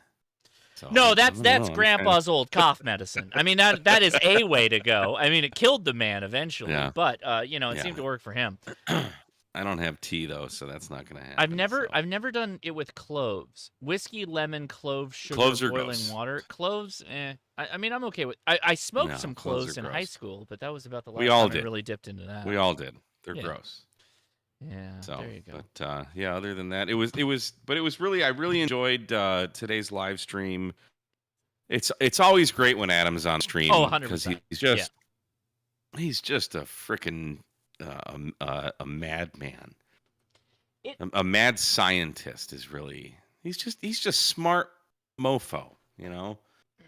And to see that you know, I mean, you and I know Adam personally, and sure. Yeah. You know, we know like how legit he is with like lightweight and portable. And just watching this video, like I can imagine, he said it was 5 ounces. I'm like, that is insanely heavy for him. But I imagine if you put this, if you just hold out like one finger and rest that antenna, you wouldn't even know it's there. And I'm sure it's effective as all get out. You know what the thing is when I think about Adam, it's always the like I can do whatever I want, and to instill that into other people. Do you know how difficult that is to encourage people to just go build the thing that they want to build? Yeah. Like we're all sitting here talking. We all want to do these crazy things with amateur radio. We all want to be, doing amazing things. Like Adam takes that to the next level. It's like, yeah, you could go buy the Arrow antenna and it will work fine for you. But what if you cut the weight of that down to a quarter and you still have the same capability? You could do this. Well, that's you the just have true to do spirit it of yourself. ham radio. Yes, exactly. How do you encourage that in people? How do you do it? I don't know. I mean, it's the same thing. Like I used the Pac-10 NFET half-wave all the time. But I wanted 17 meters. Actually, I did this way back in the I legit invented the linked NFET half-wave. Okay. Back in the day, George. Okay. I did. All right. I did. I did. Find me a reference. Find me a reference. Really? Before I did my first. Yeah. Find me a reference before I did my initial review of the Pac-10 NFET half-wave. He only sold it for 20 meters. And nobody was using NFET halfway. Interesting. I'm not trying to boast. I'm not trying to boast. This is all about just science, and because we're hams and we want to do these things. So the Pac-10 NFET halfwave he sent you enough wire for 20 meters. It's a little long. You cut it down to whatever portion of the band you wanted, right? But prior to that, I had the Pac-10 linked dipole. Mm-hmm. So I saw how he did the links, and I'm like, well, wait a minute. I want 40 meters on my NFET. So I just made those same links. I just copied them, right? I copied Adam for how I guy my masts. So like I wanted an NFET half-wave, 40 meters, you get 40, 20, 15, and 10. Well, I'm like, well, this was probably, I don't know, a year and a half, 2 years ago. I'm like, well, 17 meters is bussin'. I want 17 meters. So I'm like, I'm just going to cut the wire and make a link for 17 and a link for 20 and a link for 40. And there you go. We're using the words that the kids use. We're talking about bussin' now. That's amazing. I don't really know what that means, but I threw it out 'cause I'm sick. I've got a couple beers in me. Like, you can't take everything I'm saying to heart, but I got it. I'm definitely taking credit for inventing the linked end-fed half-wave. And now all the companies, including Pactena, are making linked end-fed That's half-waves. great. That's great. I I'm love just it. saying. I'm just saying. I love it. I love it. So Mike, what you're saying is it's very tasty.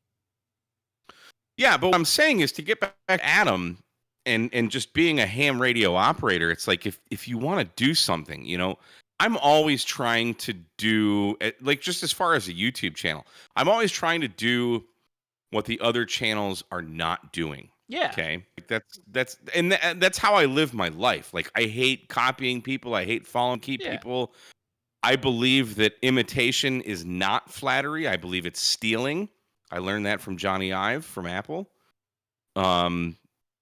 So like it.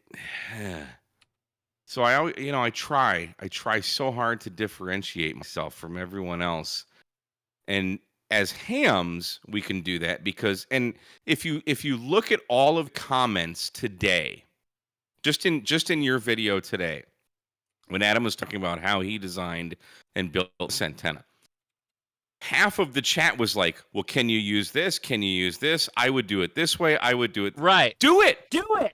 Do it. Do it. Do it. Don't let your dreams continue to be dreams. Do it. This is Do it. Adam's way of doing it. It is, For a yes. specific reason. He is a Summits on the Air operator with an emphasis on QRP. Yeah. Like millivolts. Or kilowatts, rather. Yeah, Excuse me. Close enough, but yeah. I'm being facetious. Yeah. Like, he wants lightweight, okay? His goal is lightweight, primarily. And then efficiency. Imagine, Adam, correct me if I'm wrong. So, and the very first thing he said was, I wanted something that was faster to set up than the Arrow antenna. That was his thesis. And that's what he did. Yeah. Yes. So, yeah, it's great. You know, like, that's the great thing about ham radio. Like, nowadays you kind of have to buy a radio. I mean, there's kits you can use, but antennas are where it's at, man. If you want to try something, try it. You're going to fail a lot of times, but you know what? The greatest thing about failure is that you get to learn more. So there's this really funny space that exists around somebody saying, "Hey, I built this thing." And then a lot of people come out and say, well, did you think about this? Did you think about this? Did you think about this? And then the person goes, I literally gave you the recipe to do this. Yeah. Like, if you want to go do this in your way, you can. I did this. And like, well, are they saying that because they don't want to do it and they want Adam to go test everything out for them until the I point think that we half find... of that is true. I think that might be the case. And see, that's what scares me, is that there's a lot of people who feel really comfortable with just throwing their opinion out without doing anything. That's what scares me. Well, they want to see it done. You know, it's like, can you? Well, they want to see it done. I get emails all the time, like, can you do this? Like, somebody just emailed me the other day, like, can you use an antenna switch for 2 radios? I'm like, yeah. Like, sure. Try it. Do it. Google it. What? Google it. I mean, there's a point where it's like, oh yeah, let's not blow up 2 radios. So I get that, but in the Adams case of, like, if somebody comes up with a novel and interesting way of producing a coupling way of making the threaded connector go to the arrow shaft, do it. Try it. You tell us. Let's do it. We'll do it. Yes, Adam. But it's important. And then we'll have you on my understand, channel. We'll talk about it. Let's do it. Like, but you got to. If you want to make one thing, there's going to be 800 million ways to do it. Yeah. Yes. You know, 100%. some guys were talking about when Adam showed that he crimped on the arrow to that little center thing, and then he had to rethread it. Yeah, you had to tap it again. Guys in the chat are like, well, have you tried freezing the center and then heating up the outer? I'm like, why the hell would you just crimp it and get a frick? I mean, how much does it cost for a threading drill bit? A couple bucks? You know, order it all on Amazon and just do it. If you want. Did you try to achieve absolute zero to freeze the fixture? You're gonna get that guy too. Yeah, I mean, you're gonna. It's just like, how far do we have to go? If you're not using Kelvin, then frig off. Like, I mean, how far do we have to go? At a certain point, I guess it's important to illustrate that, some of the ideas that we see are exactly that. They're ideas. They're approaches to doing a certain thing with a certain directive in mind. Okay. Right. But then it just goes off the rails. Like, like we said, did you do this? No, I did this. I'm literally showing you what I did. And then they're, like, why didn't you make it a 3-element beam? Well, he said it like 3 times in this stream. I'm guessing. So here's my thing. Like 1 dB loss. Who cares? I'm guessing, and so this is like as a layperson, I will argue that like if someone said the jack of all trades kind of person, that's me to an extent. Like I don't think I'm necessarily good at anything. I think I have like a handle, again, enough of a handle to be dangerous in a lot of areas, to the point that I look at something and then like I could be the guy in the comments that goes, well, did you try this? But the thing is we're not adding our comments as other lay people to another lay person. Adam is actually a mechanical engineer and is accomplished in building multiple antennas. And so if he's saying, I did this, you have to add to your brain pieces, your layperson brain pieces, that the person that may be more experienced than you, and by the way, I'm not saying Adam did this. He's not shaming you. I might be shaming you a little bit. That shame away. Yeah. That like he's probably thought of most of this stuff, or he's probably already tried it. So the question is like, maybe just focus on what he's advertising and producing first before we try and just like take reinvent the wheel inspiration from that. Or just go nuts, do your own thing. Like YouTube's wild, man. I don't know, man. To be fair, to be fair. To be fair. I would say the vast majority of the comments were just good ideas that some of which went through my head, or some of which I even tried, and some worked, some didn't. Right. Or there were some in there that I didn't think of and hadn't tried, and that's one of my favorite parts about sharing stuff like this, is just seeing what other people come up with. I think it's really cool. Oh, for sure. There's definitely a lot of good ideas out there. Like I'm not saying there weren't good ideas. There are a lot of them. I don't think anybody. But it's like, you're presenting this thing and it works. Here's the idea. Take that as your rough blueprint. If your goal is to go up on a summit with as lightweight a Yagi antenna as you can, with the specific goal in mind to set it up as fast as possible, which was your pretty much the first thing you said, wasn't it, Adam? Yeah, exactly. That was the primary goal. Quick setup and performance, notable performance over end fed halfway over a J-pole.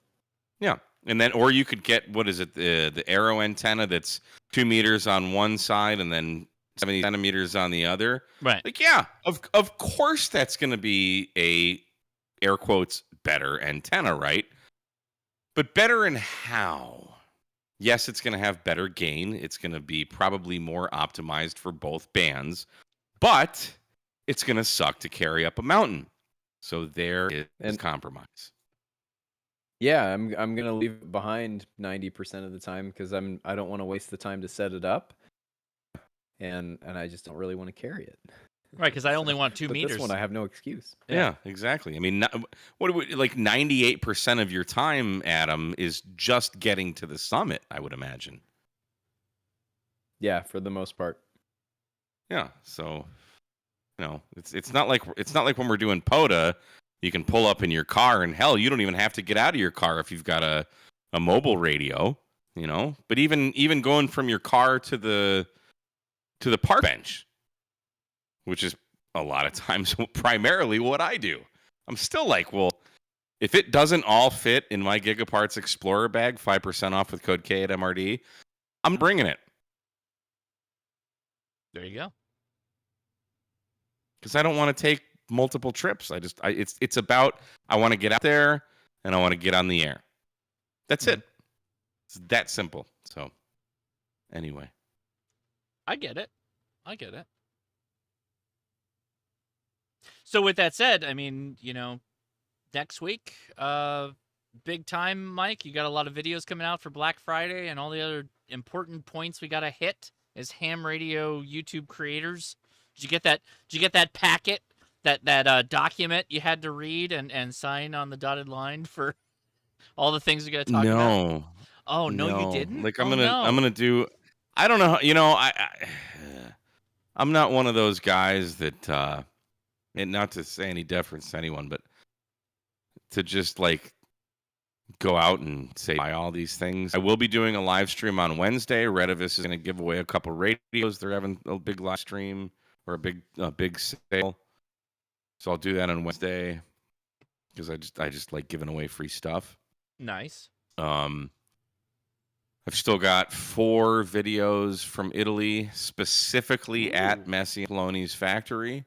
Nice. Going 4 through all the different videos. That's awesome. stages. Yeah. Well, it's 5 videos in total. Yesterday's video was just the first one.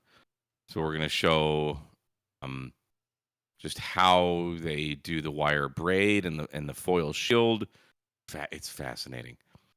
And then how they put on the jacket of the Coax. Like, it's just all this machinery. Like, I'm a huge fan of like how it's made. If you ever watched that show? Yes. Yeah. Canadian proud. That's the kind of stuff that I have watched since I was a little kid.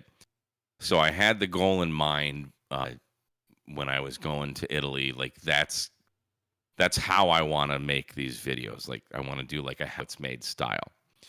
But instead of doing one long video, which we all know long form videos generally do not do well on YouTube or even TV for that matter now. Yes. So I broke it up. Stefano and I agreed we're going to break it up into parts. Good. And just release one a week. And that way, I don't want to just cram Messi and Paoloni down people's throats. But it's such a fascinating process, and I think it does the production process its due diligence. Good. By kind of breaking it up in these forms, and it allows me to show it in a more in-depth way. I don't have to cut out as much. Going through if I made a 15-minute video of that factory, it wouldn't do it any justice. Right. So I like it. Well, the nice thing about that is like it's made. So wherever you drop it is up to you. Like you could just put it wherever you want. It's done, right? There's no pressure really at that point. I've been sick with COVID, it. so I haven't felt like doing anything, even editing. So I'll probably get back to it Monday because I've got Monday's video filmed. I've got Wednesday done. I'm just gonna do it every Friday for the next few weeks. I'll drop a Messi and Paoloni factory video. That's the plan. Yeah. So Mike, help me out. Like, what are these? I got Messi. I got 2 Messi and Paolonis in the mail here. Oh boy.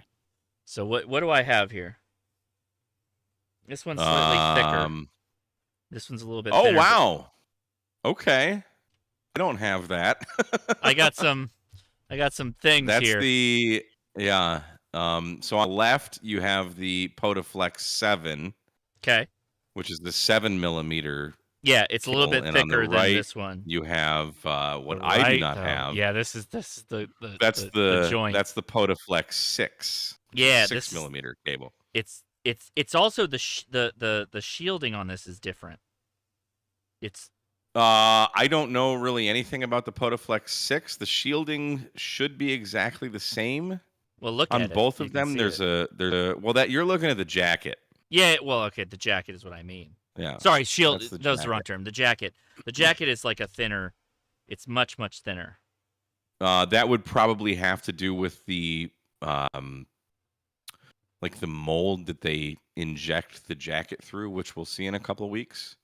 So it might be a little bit thinner jacket than the Potaflex 7, but the shield is so you have the center conductor and then you have a gas-injected foam dielectric around that. And then you have a foil shield, a 100% copper foil shield. Oh, wow. Okay. And Even then on the you thin have, one? Even on the smaller one? That's amazing. I believe so, yes. Yeah. And then, I mean, a foil shield is nothing. I mean, RG316 has a foil shield. Or can. Can. Does RG316? Can. Yeah, I Well, think well, RG316 has RG316 has a foil shield. The Wii. So anyway, so it's the a copper dielectric, foil and then, shield. Yeah, inner. So you have the center conductor. Yeah. Which on the, I don't know how many strands are in the center conductor. I don't either. Off the top of my head, but the more strands, the better. So like that's kind of why Messi and Paoloni's cable is as efficient as it is because they use more wires, but they're thinner wires. So like think the skin effect, right? Okay. So that's how they're able to get a higher velocity factor out of a quote unquote thinner gauge wire or cable. So you have the center conductor, you have the gas injected foam dielectric around that, which is loaded with bubbles, which is like think air core is always the best, right? Mm-hmm. Yeah. So the more bubbles you can put in that foam dielectric, the better insulated it's going to be. So then you have the foam, or excuse me, the 100% copper foil around the foam dielectric. But then you also have not one copper braided shield, but two copper braided shields. There's actually 3 shields on those cables to prevent or to mitigate external RFI from being picked up on the cable itself. Wow. And then that jacket, the yellow, that's the jacket of the cable, you'll notice is kind of stiff, right? This one, this one in particular, yeah, it's different than this one. It's tough.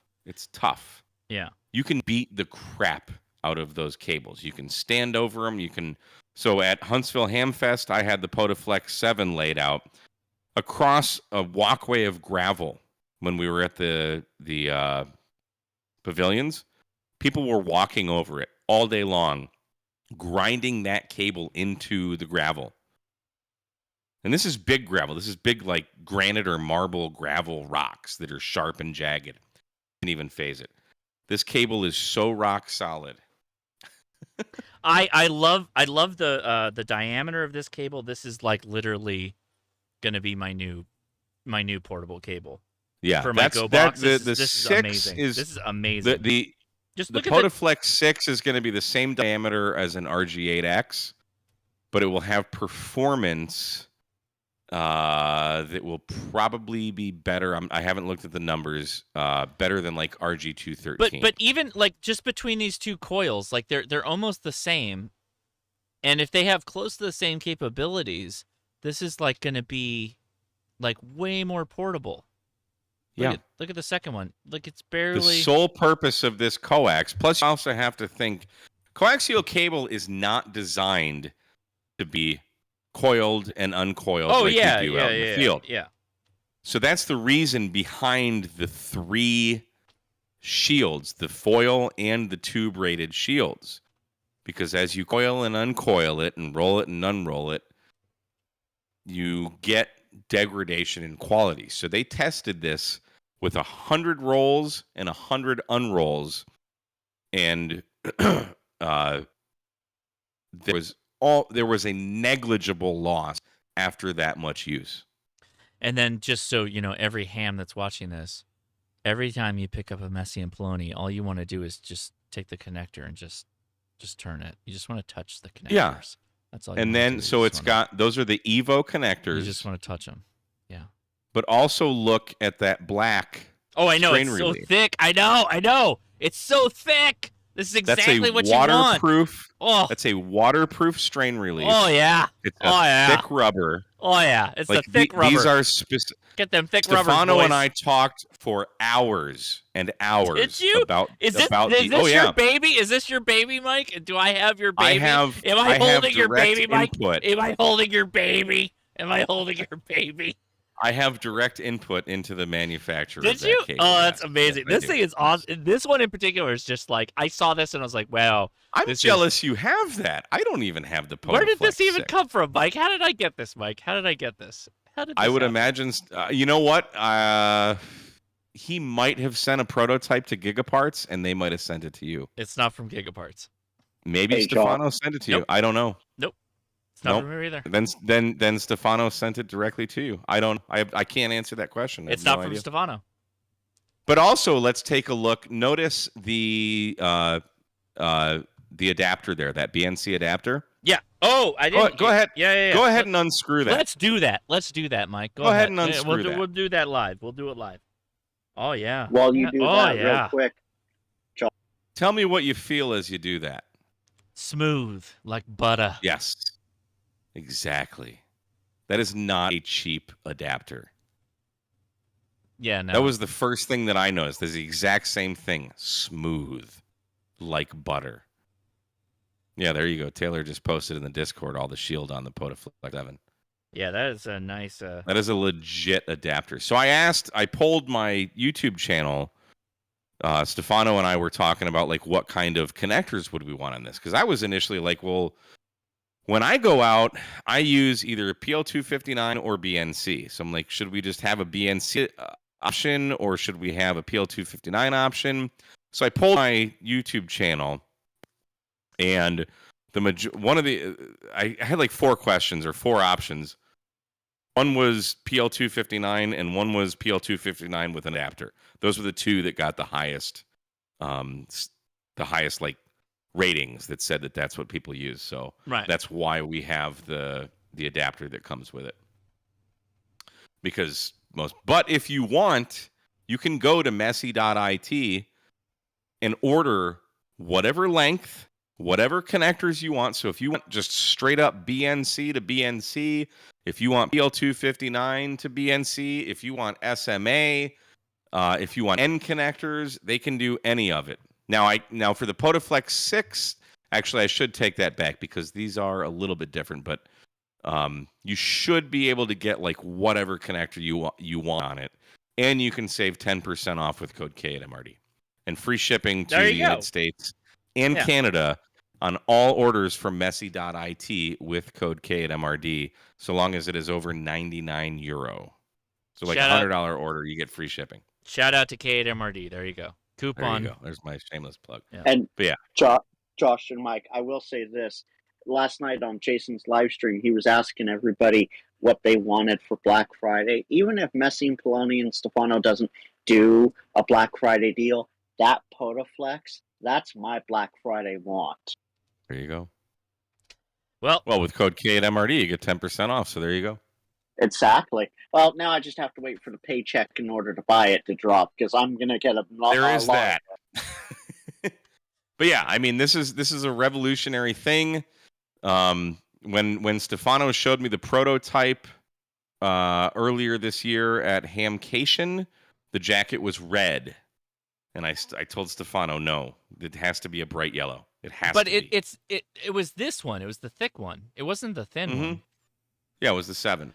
The thin one is the one I want. That's the one I've always wanted. I wanted thin, lightweight as possible. That's what I want for portable. I'm still trying to convince him to make a version of RG316. Oh, yeah. I brought RG316 to Italy, and I Oh yeah, that was in your video. That was in your video. Yeah. It was in your. I saw it. I was like, I was thinking about it. So literally, Mike always catches me not watching his videos on exactly the video he asked me about. But I will now draw 2 videos together. Mike's packing video for going to Italy. He was talking specifically about bringing one type of coax, and then he even mentioned in that video that, well, I don't know, I'm going to go hang out with Messi and Paoloni. I'm still going to bring this coax. I don't know if I'm going to still use this or whatnot. And so I was actually curious. Now I was hooked. Now I was like, oh, well, now will he use the coax or not? Will this coax be used?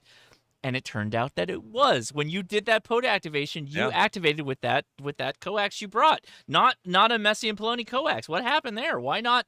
What happened?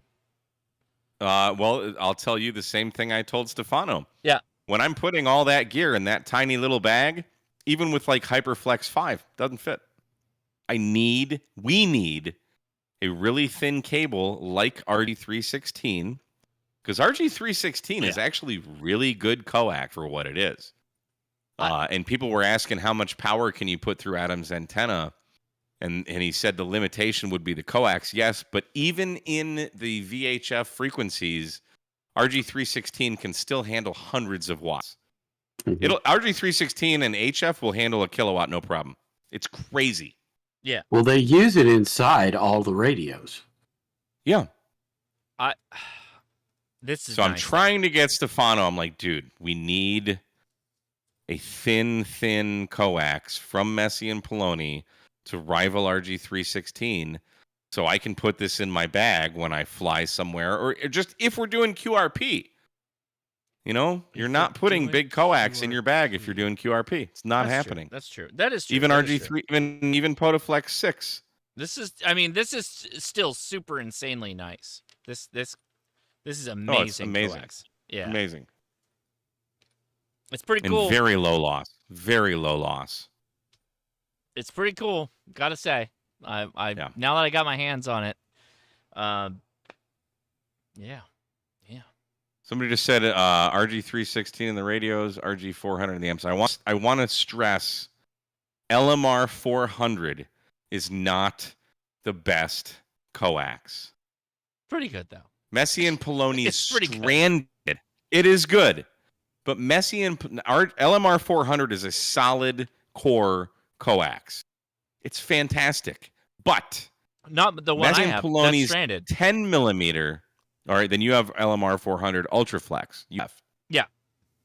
Messi and Paoloni's Ultraflex 10 and Hyperflex 10 Sahara, so 10 millimeter, same 0.400 inch cable, same size. The stranded cables have less loss than LMR 400. They're the best. They just are. This is after the videos that you made and everything? Like, this is still tested and proven by K8MRD? No, I've tested them. I have I have a 100-foot run of Times Microwave LMR 400 in my house right now. I've compared it to the Hyperflex 10 Sahara, which is a stranded core. Okay. The Hyperflex 10, both 100-foot runs, has less loss. Really? They're just okay. Messi and Paoloni. I'm not kidding, guys. Don't believe me. Get it for yourself. Don't believe me. Listen to all of the people in the comments who talk about the quality of Messi and Paoloni. Same thing with like BioNO batteries. You know, yes, you can buy a lithium iron phosphate battery for a few $100 for like a 100 amp hour battery. It's going to be as good as like a BioNO? No, of course not. You pay for what you get. And like I said last night on the live stream, like after, you know, I've known Stefano for a couple years now, like in person, but we really got to hang out. I mean, I hung out with him for 4 straight days. You did. And that's true. Yeah. Just talking to the guy about coax. We didn't talk about coax for 4 straight days, but a good portion of it. We barely scratched the surface of what he knows. His passion for coax is incredible. He genuinely loves what he does. He's the 2nd generation owner of the company. It's Italian. You want a good sports car? What are you going to buy? You're going to buy a Ferrari. You're going to buy a Lamborghini. I'm going to buy a You're going to put your hand up and put your fingers together when you say Lamborghini. You know? It's just the best. So all right. Well, there that's you all go. I got. I like it. Well, thank you. And I do enjoy the videos. Like, keep sharing those videos. I think that was really cool. Like, I can't. So that's the thing. Like, for Americans, it's a different kind of. If you go to like coastal cities in America, there's nothing like a coastal city in like Italy on the Mediterranean. No. It's just not the same. It doesn't look. We don't the have same. that history. Well, no, I mean, like the way they build, even the coast is different. Everything is different about that setup. So, like everything in the Mediterranean and where you were at, like just look at the video that Mike posts. It's so different than what we can experience in the coastline wherever you go. It's really fun. It was a really fun video. All of his videos he's been putting out. I really enjoyed them. I watched them all. To touch on that really quick, and then I'll mute myself. But and just read the comments from yesterday's video at the Messi and Paoloni factory. Like, there's so many steps that they take in every step of the manufacturing process to ensure quality control. Yeah. And the workers that are there, one of the guys has been there for 34 years. Like, he doesn't have a turnover there. His employees have been there for decades. And that really? speaks volumes for a company. Yeah. Yep. That does speak volumes. You know, tell me, no, it's not just about what you produce. Tell me about the crew of people that believe in your vision. That's the most important thing to me most of the time. Yeah. And the thing was, like, none of them spoke English, but so I got there, we went there on Saturday, and he gave me a tour. Game murder! Oh my God, game murder! Game murder! Like It was a well-oiled machine. Yeah. It was the exact opposite of that. It was a well-oiled machine. Everybody knew what their job was. They just did it. And when my dumb ass got there with my camera, we can't communicate with each other. They speak Italian. I speak American, right? But like, they knew. I mean, I'm sure Stefano told them that we were going to be making videos, but you can communicate with people without knowing their language, just with body language and gestures and things. And whenever they had something important to show or they were doing something, they would let me know. Mm-hmm. So, like, that was cool. Like they wanted to help make these videos as good as they could be. Now, understanding that I'm the one making them, it's, there's the fault there, but just like, you could tell, like, everybody there was happy. They all had their lunch break. Everybody, there was in the break room. There was a calendar on the wall with a nice lady. We'll just leave it at that. And I'm like, this is like a shop, like a mechanic shop. This is something I would see on Die Hard, the movie, every Christmas. Yeah. When John McClane is running through the upper echelons of the elevator parts. Yeah. Let's just say this lady in this calendar was very talented. And like, just being allowed to have that, like that's morale. You got like a bunch of guys working in a shop, like, that's a morale booster, Yeah. It's a morale booster. He's got a coffee machine in the middle of the shop. You go up there, you push a button, it makes you a little cafe, a little espresso, whatever you want. He's got a filtered water dispenser in the break room. You don't gonna be drinking tap water. It's those little things. Are you I don't remember. Are you a hardcore coffee guy, Mike? No. You aren't, right? I hardly ever drink coffee. I wake up in the morning and drink a Coke. Yeah, so that was I didn't know how'd that all go. Do you drink some coffee or no? Because Italians are very specific about coffee. Oh, they're always drinking coffee. Yeah. Yeah. I mean, I drink coffee. I don't dislike it. Yeah. It's just hard to find a good coffee. So, and even this coffee out of this frickin' machine was really good. But yeah, you'd go to dinner, you have a little coffee or lunch or bread. Like, coffee is just everywhere. But it's espresso. Yeah, I love it. Oh, and it's like, it's half the size of an espresso we have here. I know. Yeah. It's just... No, it's a shot. It's a shot. It's black tar. Yeah. That's if my society existed around that, and I generally just walked around and that was what we did. Oh my God, I would be like in pig I had heaven. 2 coffees the first morning, so pretty much like 1 ounce of coffee.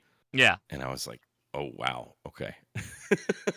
Yes. This is tough stuff, but yeah, it was so amazing. So yeah, look for the next 4 videos coming out on the channel. Channel's Ham Radio Tube. Drop the link, man. Drop the link. Go ahead. Drop the link to your favorite video you want to share with everybody. Go ahead and throw it in there. I love the fact, by the way, I don't even know how to link my channel. Just go to YouTube and type in Ham Radio Tube, or type in K at MRD. You'll find me. While we're trying to figure that out, Mike, if Stefano didn't already do this, Welcome to the Italian family. You're adopted. I'm Italian, so I can do it. Oh, there you go. Molto bene. Molto bene. I still need to go to my home country of Germany, but one of these days. That is, with a last name like you have, no one could argue that you're German. Mike, that's the funny thing about it. Mom's side of the family, Italian. Dad's side of the family, German. I got to go visit both in order to go to both homelands. Yeah. Well, make sure you POTA in both. POTA everywhere. If I get there, I will. All right. And that was another thing. I'll say this and then I'll No, go ahead. Go ahead. I said that 2 minutes ago. Yeah, you did say that, but it's okay. It was so. I'm so happy to hear from you, Mike. It was just keep going so all encouraging to go to a foreign country, to go to Europe, sure, with 10 watts and call CQ POTA and get the pile up that I did. That means the POTA is so huge over there. No, well, I mean, I'm also. It was also an American call sign that was in Italy. Like everyone. Dude, I called heard. CQ once. No, I know, because you called with an American call sign. Yeah, but still. And you also sound like an American. I don't know if you knew that, Mike. Like if there was I thought someone, that sounded more like German. Haha. No. If there was someone that I would put forward as being like the most American sounding, I'd probably put you up. Not me, not Jason, not anybody else. It'd be Mike. It would be Mike. Well, thanks. I don't know. Walt was in Poland, and I don't remember him having that kind of luck. Walt chases DX. Walt doesn't do POTA. So that's a totally different thing. Like Walt wasn't calling CQ. So I don't know. In Poland he was. Was he calling CQ? Yeah. Sierra Papa / K4OGO. Yeah, I know. Well, I know, but he was calling CQ with that call. That's what I mean. That's beside the point. There no, was quite I'm a few arguing people in your favor, Mike. All right. Well, thank you. What are we? There were quite a few people who. There were quite a few people who mentioned they watched the channel. Good. Oh yeah. But there were. Yes. But there were people who. There were a lot of people who just said thanks for the new park. That's why I know is wild. that POTA is big in Europe. They just need more activators. They want to do POTA. They want to hunt. They don't even. I think that's the thing. They need more activators. So how many people activated that park you were at? You were the no first. one. I right? was the first. You were the first. Yeah. That's crazy. Well, Guglielmo Marconi. Wait, did you Josh just say, watch the video? Did you just say Guglielmo? Is that how you pronounce it? Whatever the hell his name is, Guillermo. I don't know. Guglielmo. Guglielmo. I don't know. Why? Yeah. With my angel grinder. Perfect Italian. Perfect, Paul. Thank you, Paul. Thank you. Perfect Italian. Yeah, I don't care. I don't care. Guglielmo. There you go with my true American accent. Yeah. Literally, I was appropriately accurate when I said you have literally the most American accent. Guglielmo. Right. I have to go make water. All right. Go pick on someone else. I'll be back. Well, I do too. But let's see. We'll go on to the next. Who's next? Do we have another YouTuber in the house? Took a year. Oh my God, we got. Wait, no, we already went through the K6 AirCag. Oh my God, I think it's all back on me now. You're all here just to watch. All on you. Yeah, seriously. Hey, Paul. By the way, how you been, man? Good? Well, I got over COVID pretty well. Did you? You know, well, you're still here, yeah. so I guess you did, right? Well, yeah, we got back from the Middle East in middle of September. Within 3 days, we both had COVID. So I think it's just being on an airplane for 13 hours that did not help. Yeah. But you know, it's no joke. I used to think it was, it's like a bad cold, but it's not. It really kind of knocks you down pretty hard. Yeah, well, and, I mean, kill today, people. Yeah.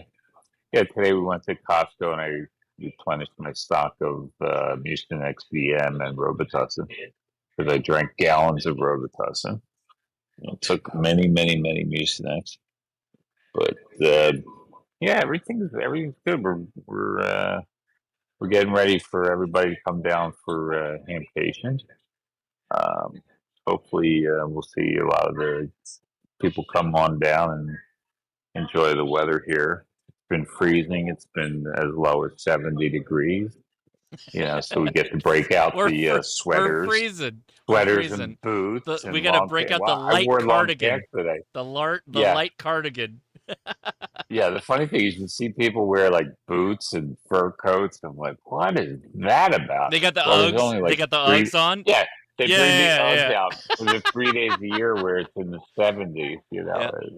But the weather always been kind of crappy. But I sent Mike a text like, hey, don't mess with it. You got to keep pushing the fluids. This COVID is no joke. I mean, I worried about Don.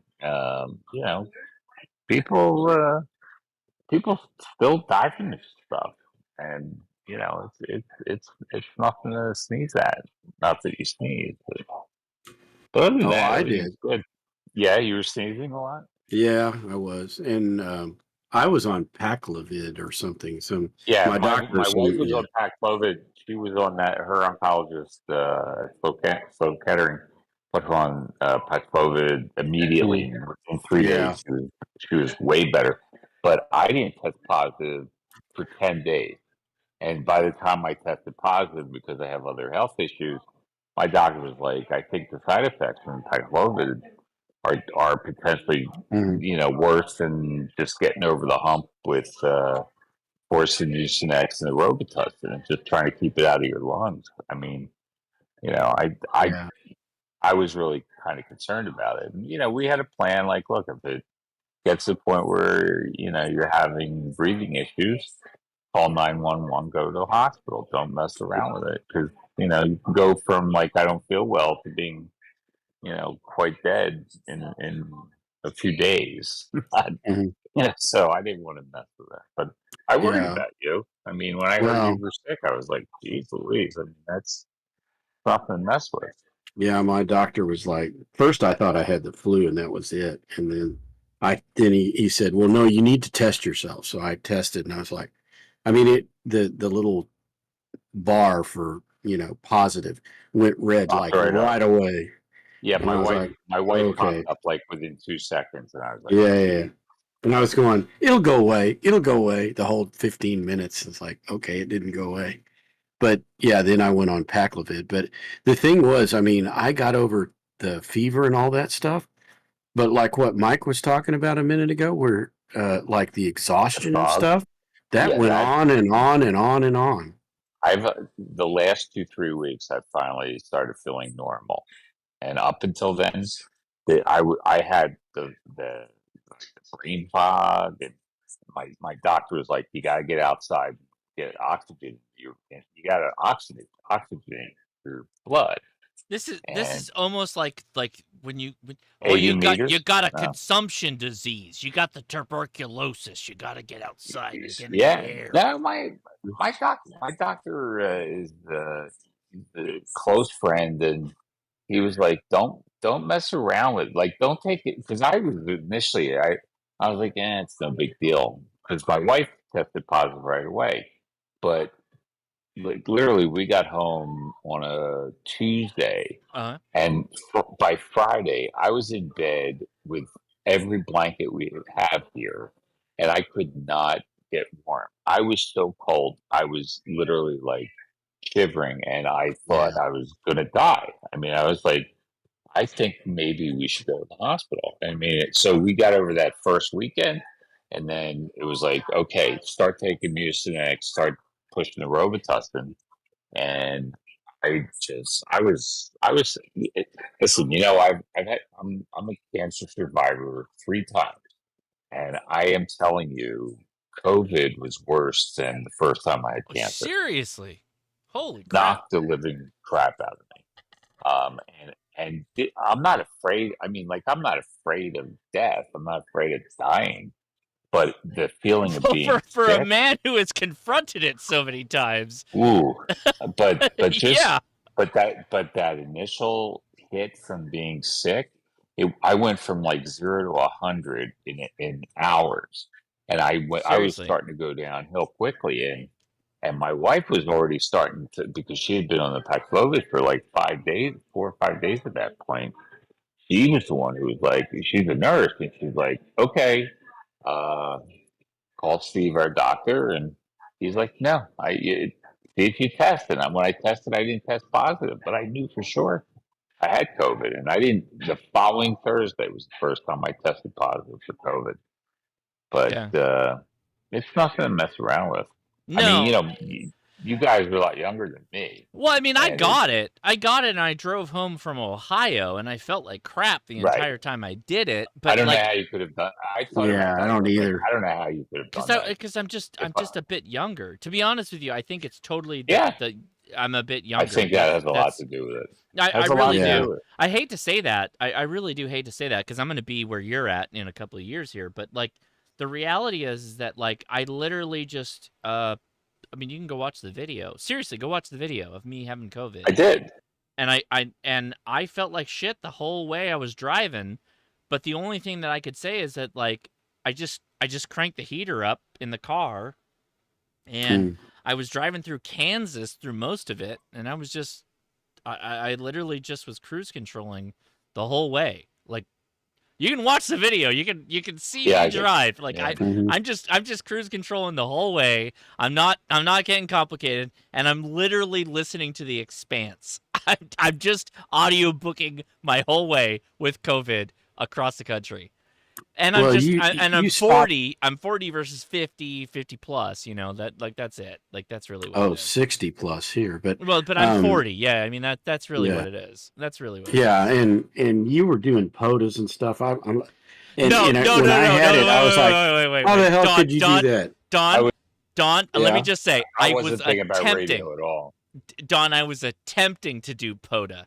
You True. were the only person I made a contact with at the Goblin whatever formations. Yeah. You are the only one. I uploaded that logs. You got you got a full contact for that because you were the only one I made a contact with. The only one you got in the log. That was that is the rarest contact you could have with me. That one, not FTA, not anything. That contact, crazy rare. I don't know. SSTV with Adam was quite up there. But I get what you're saying. The Goblin Rock Formation is pretty goddamn rare. And did you buy the 817 on the way, or is it you'd already had it? No, I bought it. I bought it at Las Vegas. HRO. I bought it. No, I bought it at Gigaparts in Las Vegas, and I flew it out to Ohio for Dave Canterbury's The Gathering, to just like talk, like to just have a more traditional radio, not a big screen or anything like that. Just something really simple. And so I was demonstrating that, and then that was the radio I had, and it turned out that Dave Canterbury's like, dude, I'm sorry you got COVID. Take my mag mount, so while you're driving through, back home, you can do POTA or whatever. So the mag mount he gave me had a short in the mag mount, so I couldn't use the mag mount as an antenna. I actually ended up buying a replacement mag mount and sending it to him. And recouping him for letting me borrow his mag mount, but it was totally broken. Like I could not use it on that antenna. It was really bad. It sucked. Yeah. It was bad. Well, yeah, I felt. I mean, when I got COVID, I was like, how the hell did Josh do this? Because I was more than the shakes and all of that. I ached really bad the first day or two. Yeah, that was it. Joints yeah. were killing me. But that was it. I wasn't feverish. And then after I tested, and my doctor goes, "Oh, okay, yeah, no, you've got it. You've got it." That's when all of the other crap hit. Yeah. It's like my mind decided that, oh, okay, if you've got it, we're going to show you what it's really like. Yeah. So I mean, what the coolest part about the shakes is when you're driving on the highway, nobody gets next to you. You got a smooth sailing. Well, I went from hot to cold to hot to cold. Oh no, yeah.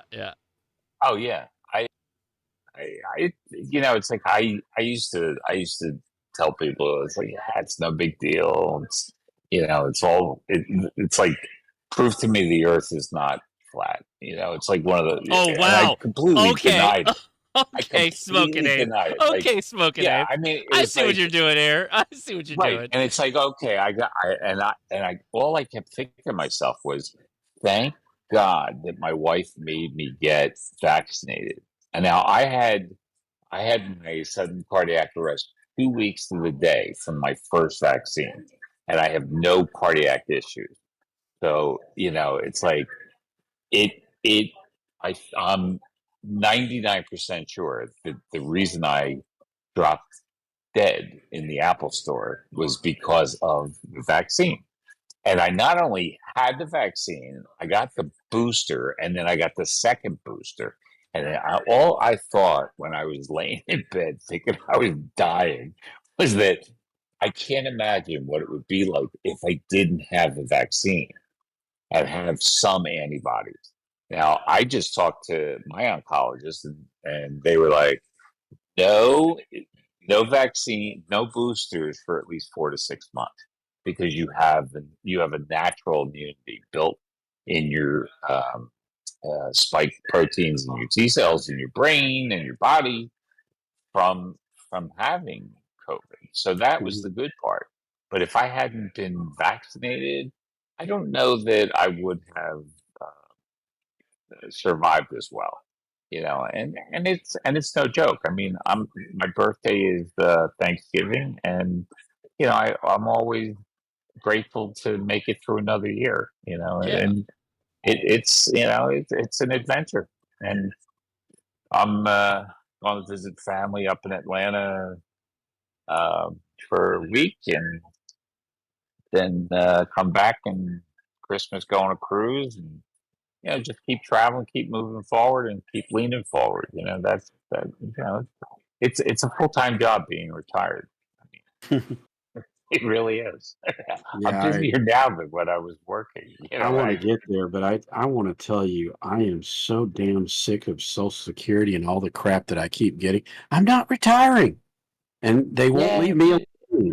Well, yeah, but you can start your full employment, your full retirement age is probably All right. 66 and a half. Can Mhm. we turn this into ham radio related somehow with Ham radio? retirement? Yeah. What is the best ham radio for retirement? How? Because I got honestly, one, I'm I got to thinking run to the flex. restroom, I'm and actually two, thinking- 991A. I love it. I'm old. you retired, guys figure and this out. everything. What is the best retirement ham radio? Go. I have Go. so Flex many. radio. Flex radio. I'm FT991A. thinking We'll be right back. I'm You guys thinking go. of Flex 6400. I got a Hermes Light, absolutely, but a Flex. There's something about a Flex Flex is great that too. is just it's just a different level. I mean, I have a lot of radios. I have a 7300 and 891 and a lot of other stuff. You can leave your Flex at home and then go somewhere, log in at the park on your computer. I can. Yeah. You can do that, but you can't run a POTA from a Flex. But you can't run a POTA. Yeah. Like Somebody take my radio out and I stay at home. Yeah, I mean for POTA, All I the have old the guys in official our club radio run of POTA. Flexes. And FT891 is still still a great radio for POTA. And is there a radio that only does 80 meters? Only does 80 meters? Yeah, I don't know, but I see yeah, it's for retirement. MFJ. Hey guys, you know why I use the 991A instead of an 891? Because I'm why? old and half blind. I can't so you see the see the 891. Yeah, well, that's why they made reading glasses. That I wouldn't be at 14,000 feet to begin with because I would die there too. But even with 3x readers, I'm peering at a 991A. It's impossible for me to 991. Listen, 991, 7300, FTDX10. They're all great radios. The 710 is a really good radio. As far as receive, the FTDX10 is probably overall one of the best radios today. But there are really no bad question for you radios. guys. How do you get the 991A to stop drawing 1.5 amps just sitting there? Well, you Uh, you can. take out you turn the power down. You know the whole no, he's talking about No, he's talking receive. about the receive. receive. Yeah, well, you Yeah, you can't. blow the power You amplifier up, can't. and then it won't matter. Then Yeah, exactly. Take your kilowatt with you Get everywhere you it. go. Get a 101. Yeah, I like my 101. 101's a great radio. Yeah, the I mean, 101 Do is a a lot great of radio. 2 meter SSB The, here, guys. I the love big, my VHF. yeah, the thing and yeah, there's nothing wrong with that. I I have an FTDX10, and the thing that really bothers me about the 10 and the 710 is there's only one antenna port. And I don't think you should ever buy a radio, especially for retirement, that only has one antenna port. hey, I think uh, the flex. Oh, I wow. think the These are flex some good spoils you points. that. comment, Life's too short for a only one antenna port. comment, yeah. These are some damn good points you guys are making. I just slipped in here at the end, but yeah, go ahead, Mike. Is it Mike? Go ahead. Yeah, it Yeah, was you're, Mike. you're Yeah. worrying about the receive content. How much do you think the 1968 KW2000, which is very similar to a Collins or an old Heathkit, how much do you think that the receive current draw is on a 26 valve radio at 12 volts with 3 the amps. appropriate Enough to kill a man. 5 amps. Yeah. 10 amps? 10 amps. Holy cow. Now you know why they didn't Yeah. fit them in cars very often. Heathkit. I remember building the Heathkit when I was a kid, and I think the draw was like 5 amps, and they tell you specifically, do not touch anything. Don't die. Here. Don't Do die. not die while you're building And 10 the amp- radio. Yeah, by the 10 way, amps is that's like a 50-watt transceiver broadcasting. And that's just sitting there receiving. mm-hmm. back in the Exactly. good old days. Yeah. By the Yeah, way, I'm I just taking one bought. SOTA this year, so. I just bought a heat kit hot water 8. So Question only because for you guys. Can you sure. reassign the buttons on that 7300? Because I like that Yes. 991A that I could reassign the bottom 4 buttons.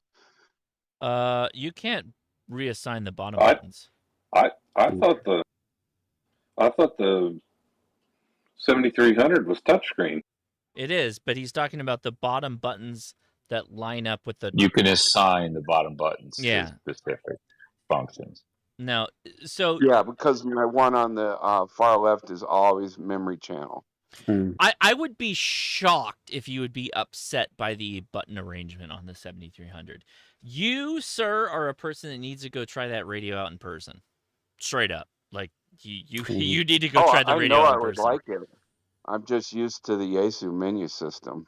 Oh, I'm sorry. He likes complex issues. Well, he likes complex problems. Well, with get simple used to answers. things that make sense when you go to ICOM. Yep. I swear I love Yates. Like I cannot.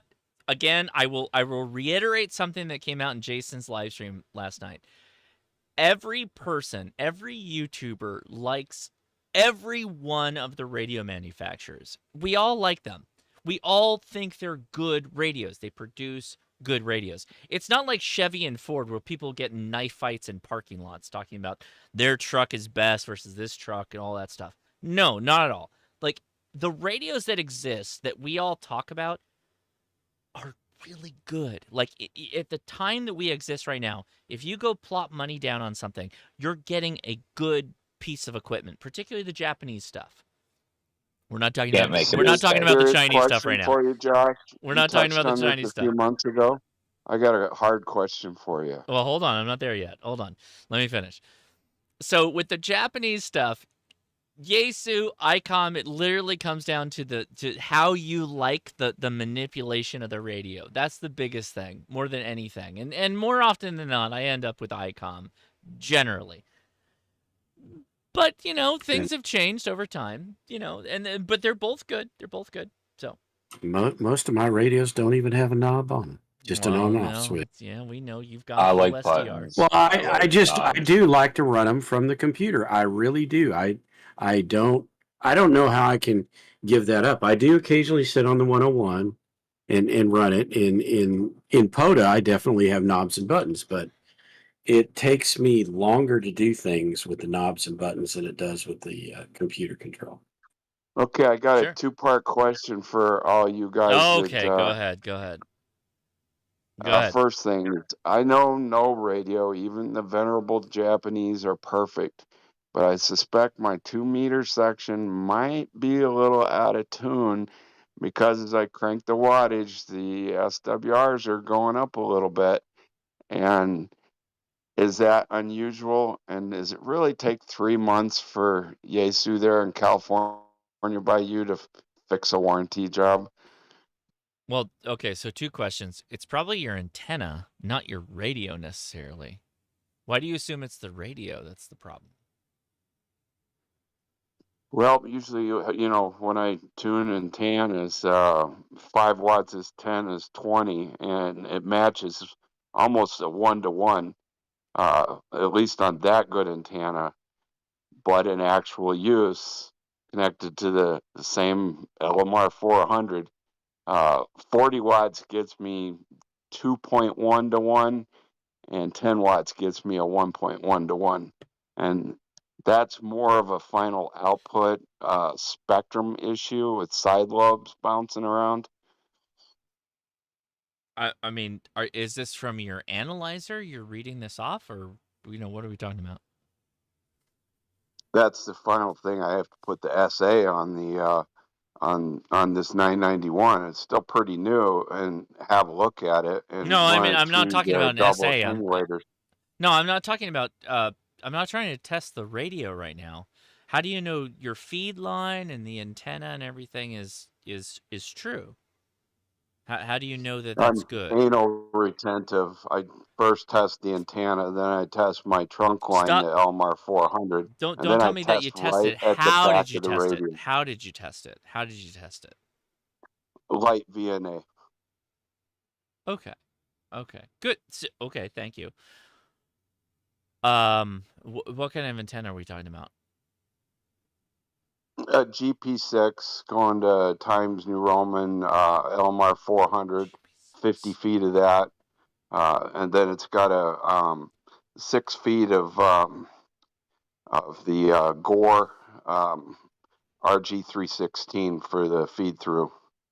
Is a GP6 a tuner-based antenna? Do you need a tuner for that? Wait, what am I thinking? It's a 2 meter 70 centimeter. Oh, okay. Made by Comet. Oh, Really good yeah. antenna. I'm impressed. Yeah. Okay. So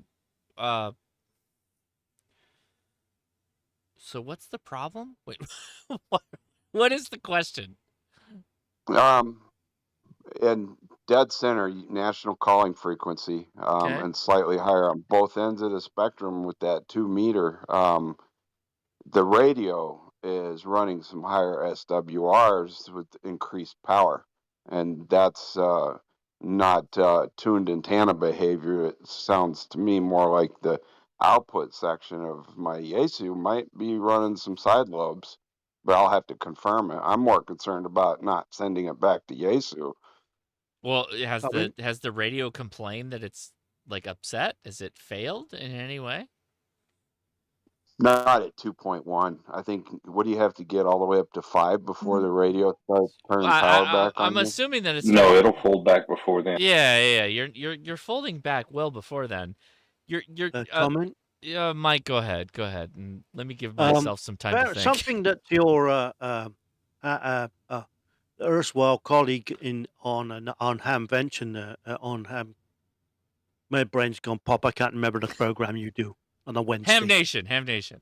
Thank you, Mike. One of your colleagues on there mentioned about those antennas. One, when did you put it up? How long ago? And did you waterproof it? Because if those things get full of water, that's almost identical to what he was describing. Yeah. It works on low wattage. As soon as you get water in it, the more watts you put in, the worse it gets. Yeah. You are 100% correct, because the other morning after heavy fog and rain, I just didn't use the antenna. It was going 3 to 4, so I had to grab the elk and point it out the window to get the morning nut done. Let's not forget that a bad coax can often falsely give an antenna analyzer a good reason or a good reading because of the losses. Then you put your radio You're on it, correct. It's a and now dummy your mode radio in is that actually file. seeing what's going on. So I would say your coax is probably suspect. And So on I 2 also meters, I also go have a ahead. question. I also have a question. Did you say your morning net is called the morning nut? Oh my God, we do call that afternoon the 5 o'clock. It is called the nut because the nuts. We're all nuts. It's a 5 p.m. You know, I'm here for the nut. afternoon nut. Everybody here for the afternoon nut? That's okay. All right. That was a choice that somebody That's made. hardcore right That there. was a choice somebody made. Okay, got it.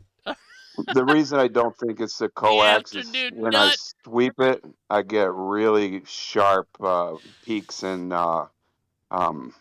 tunes on all the different bands. So normally, if you're right about a dummy load and a coax, it's going to be flat across everything. It's just sucking up all the power. Giant resistor business. All right. There you go. Okay. I mostly just, if anybody out there has had any issues with Yaesu, this thing's only 3 months old. I mean, so It's wait, it's likely not a not the Yaesu problem. It has transceiver. nothing to do with No. Yaesu. It has nothing to do with Yaesu. If you were to take a mag mount and mount it to your file cabinet, you probably found that it's not the radio. Yeah, this is not a problem with the Yaesu. Well, you know what? You could message John Crook and ask him to fix your antenna and be like, "Hey, you know what? We just sell the radios. We don't sell the antennas. You got to fix that on your own." Oh, I run into John a lot. He's in the same circles as my wife and daughter with the emergency stuff. And if I even started talking radio to him or about Yaesu, he would look at me like I was like, "Dude, don't talk to me about radios." What is his deal? Yeah, because he's what does he have? Literally 2 jobs? Is that what it is? I don't know, man. I don't know. John Crook is an He's issue. off the clock, man. He's off the clock. Yeah, when he gets off the clock, he's all the way off the clock. Yeah, true. But I mean, he's always talking and always working on the. In fact, I've seen him do live streams before, or whatever it was, and he's sitting there in some kind of an emergency vehicle with the shirt on and the patch and everything. And he's got. It looks like he's got literally 2 jobs. I think he has 3. He runs his own business. He's full-time emergency services and the Yaesu, and I think he's an android. He doesn't actually sleep that I know of. Yeah, he definitely, I'm pretty sure, has 3 jobs. But you have to understand that John Crook to Yaesu is not what Ray Novak is to ICOM. What? Well said, Mike. Well said. Perfect. I agree. Exactly. Well said. Yeah, it's a different animal. And not that that's right, wrong, or indifferent. That's just oh yeah, no, it's what just it what is. it is. Yeah, it's just what it is. I know John. He's a great guy. Yeah. I smoked cigars with him. He's cool people. But Yep. yeah, if he's not on the clock, and I can respect that. If he's not on the clock, dude, Mike, that is he's an EMT and all that, so he's probably had a stressful day. 100%. I totally agree with what you're saying. I think that I think people don't give John enough slack, to be honest, straight up. Because again, like he's got a lot of other things going on. Like Yaesu just isn't his entire life. It's part of his life, an important part, but like everybody's got to calm down a little bit, like just entirely on everything. On the companies, on everybody that's in AM radio, contesters. We just got done with sweeps, or we're about to be done with sweeps tomorrow morning. But like everybody's just got to calm down. Like just we're all friends, we're all buddies. Amen. Pretend we're all a part of the same club. Like we're all cool. Let's all be cool together. Just calm down. Everybody calm down. Well, Mike, you guys that know John, you know that he's a true public servant. He loves helping people. Yes, very much so. He's got a heart of gold. And as far as I know, would say those are probably his top priorities, and Yaesu is probably third. Well, MCOM, and he's a family. Yeah, absolutely. And if you wanted to, the thing. Okay, so here, I don't know that this is true or not. I haven't fully I've been trying to do this. I'll let everybody into my secret window. I've tried to get John just on my channel, not necessarily about Yesu, but just like MCOM. Like, let's just talk about emergency communication. No branding, no anything. Like, how would you like do emergency communication? Like, explain it to people that don't know it. Like, if they wanted to get involved in it, the whole 9 yards. I think he's actually a really good guy for this. That's what I I would like think to he do. would do it. He really loves talking about it too. We've gone back and forth. We always get wrapped up with like eventually Yesu gets involved, and it's like, no, I'm not trying to make it a Yesu thing. Although I love Yesu, I just like I want you, John's opinion on emergency communication. Like, that's what I want more than anything. You know, it's tough. It's tough.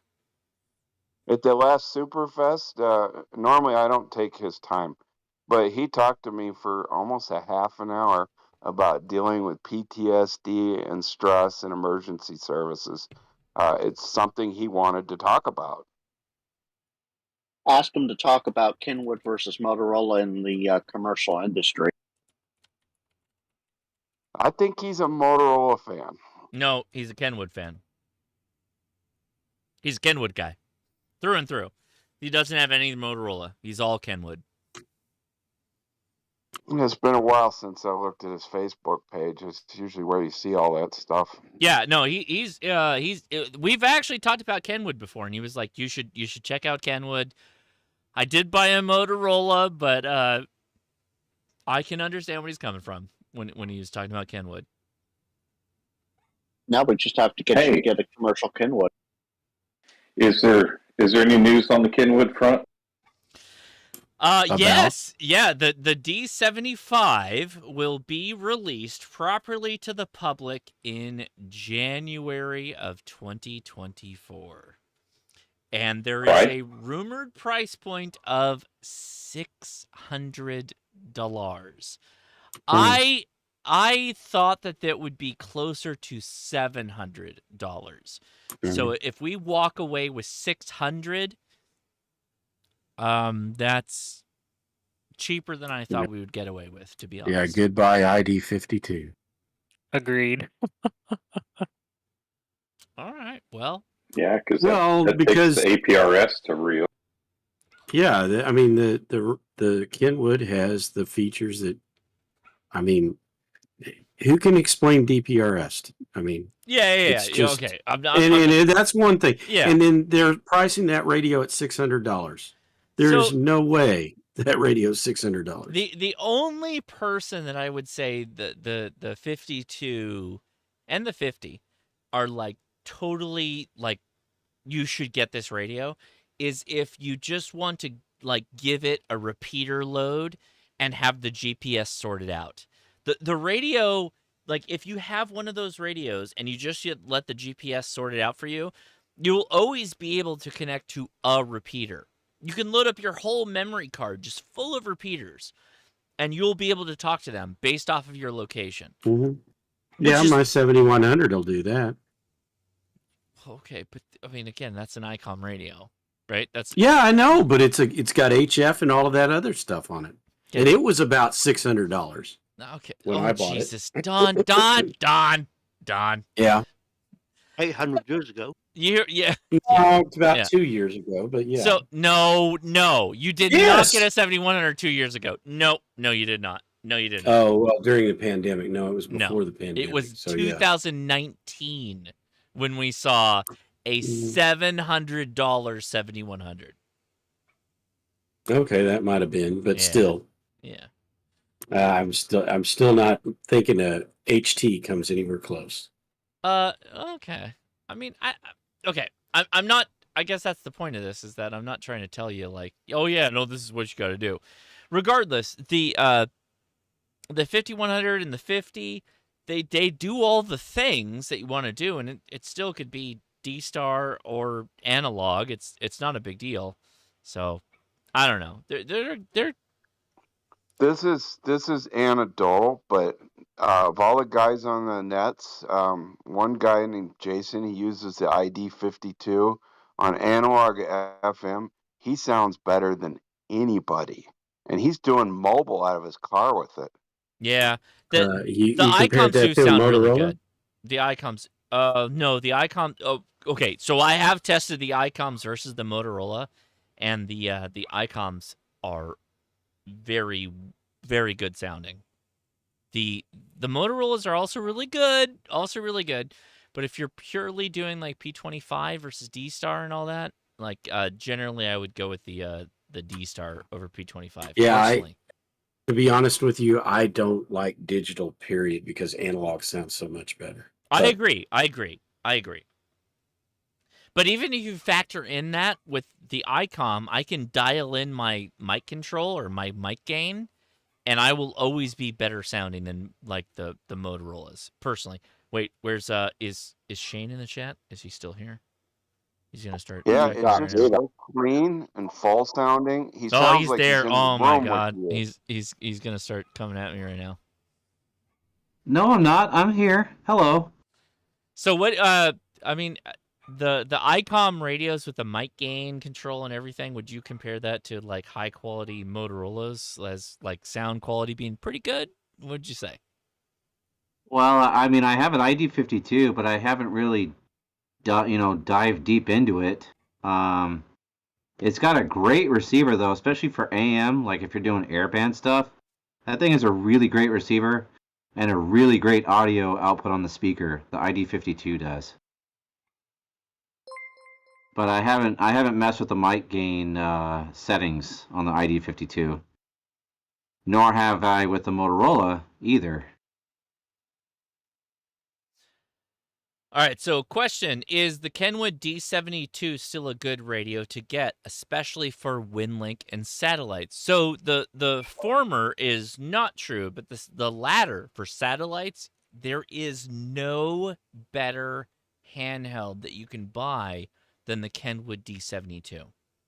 That is the best handheld that you can buy for satellite FM satellite communication.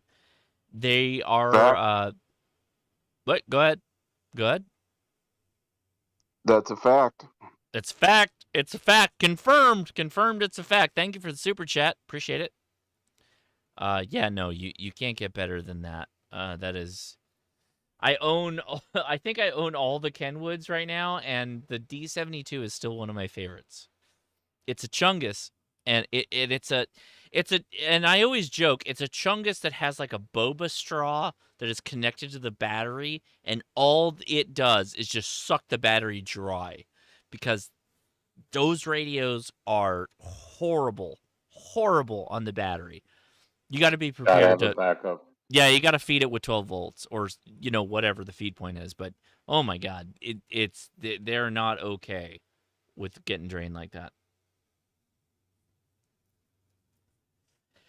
What a shame that 75 isn't a true dual VFO. They would have just destroyed that satellite market again. So, God, let's see. I'm gonna make this contact. Let's start the next one. Let me get on my soapbox. You ready for my soapbox? So, here's my soapbox. If you make a handheld radio, you always have to be considerate of the accessories or so. All right, let me go back. Sorry, I'm stepping back again. When you make a radio and you're thinking about like, oh, it's got to be 2 meters and 70 centimeters. It has to be able to do like the primary things. It's got to do that. I can't sell something other than that. Otherwise, I'm going to get laughed out in the streets. I'm going to be done. So I have to have this capability, period. So then you start looking at everything else on the market. And you're like, well, what else can we jam into this? Well, I can jam a digital mode into this. Kenwood was thinking this. So actually, Kenwood is probably the best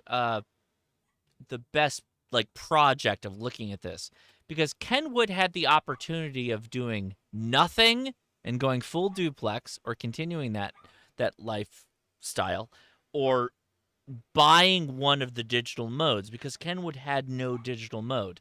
They bought in on D-Star versus Yaesu System Fusion. And they said, okay, this is the way we're going with the D74. The point here is that like radios have a limited space. Like there's only so much stuff you can cram into a radio. And so Kenwood thought and decided that the best return on their investment was to get more people using their radio on digital, which I think that was the bad choice. Personally, I think that was the bad choice because they were already the most expensive radio, and the digital mode aspect of it didn't mean anything to the people that were hardcore about it already. They wanted a continuation on full duplex, I think. And now we got a D75 that's going to come out. No full duplex, nothing like that. It's just going to continue the D-Star, which, by the way, I like D-Star. I don't have a problem with D-Star, but I think that's missing the point, I think. Anybody? Go ahead. Dive in. Everybody dive in. Am I wrong? Should I say that to remember that your cell phone is a digital SDR radio? TDMA? And look how good it sounds. Yeah, sure. No, it's not TDMA. We don't do that anymore. It's a joke. It was a joke. But no, well, I mean, TDMA didn't sound good. The reason cell phones sound like TDMA sounded great. Do you have any like sexy conversations I had with TDMA? Well, we had it for years, but the main thing is that it's the codecs that we pay thousands and thousands of dollars for that are inside the radios. Right. That's what makes it sound so damn good. And all of the echo canceling and all the other crap that sits in the inside of the network too. There's a ton of processing that's done on the audio in the central office before, from when you talk to when the other person is listening to it. So here's a really interesting question. How much weight does the Japanese market hold? Do they use D-Star heavily? I want to, at least for ICOM, and to Yaesu to a point, I'm going to go out on a limb. So this is Josh, KI6NAZ, making a statement. The Japanese market is one of the largest driving factors in every market of amateur radio. The Japanese market and the development of the things they do is what leads to what we see in other countries, at least for the Japanese manufacturers. Agreed. So you think that Flex Radio and Elecraft are following the Japanese? No, of course not. I clarified, at least in the Japanese market. Oh, okay. Right. Yeah. But yeah, in 10 years, Flex will own the U.S. market. So the Elecraft is pretty damn good. Oh, I love all. Okay. Again, as an amateur radio influencer, I'm not saying that from the point of view that like, oh yeah, one radio is clearly the victor, and I'm just lying about it. No, the reality is that like all the radios are really good. Like if you go to Elecraft or Flex or Yaesu or ICOM, they're all really, really good. But in regards to the Japanese market, so let's go back a step. So if you go pound for pound, statistically, the average, there are more Japanese hams, I think, than American hams. Right? Is that true? Somebody fact check me. Like no, per capita. You fact checked me on that one time. What it was Rhea per capita, said right? In her interview, when she was talking to the ICOM, or it was the Kenwood National Sales Manager, and he said that their influence on their own market for the digital modes is what drives their development. And she was like, really? Yeah, so per capita, there's probably more Japanese hams. But here's the big thing. The Japanese market and the international market is just different than the United States market. In this case, which is the biggest case. By the way, this is going to be the biggest case that separates like so many things. In Japan, the repeaters are owned by the equivalent of the FCC, right? So the repeaters are actually managed by the company that is, or the organization that is like the FCC. And further, you can't have a 2-meter repeater. every repeater in Japan is a 70 centimeter repeater. That's why we got the ICOM handheld that was 70 centimeter only. That's a Japanese product that got shipped to the United States. That's not to say like good, bad, indifferent, whatever. It's just like they can literally sustain their market off their home country, and then they let us buy their products because they got extra. Why not? Why not sell them to the Americans? Right? So to answer your question, yeah. U.S. is 0.2% and Japan is 0.3%. Of the total. Yeah, the total population. Oh yeah, Japan's legit. Yeah, well, I mean, the U.S. is 0.2%, so we're not that far behind. Yeah, well, okay, Don, let's give What's respect. half a Wait. 30% difference? Don, let's give respect. Okay, so here's the United States. Here we are, above my head. See how this is the United States, China, Japan. Let's in 15 seconds, I will. I'm sure. This is a tiny country. Oh, I know. And what they can do with that space, amazing. Yeah, large majority of them live in apartments, so that's why I don't. Maybe, but they really do, because they're packed in like sardines. But there's enough of them apparently that have because I've seen some of their stations. They have towers and everything else. On the roofs, yeah, they're killing on it. The roofs of the apartments. Come by.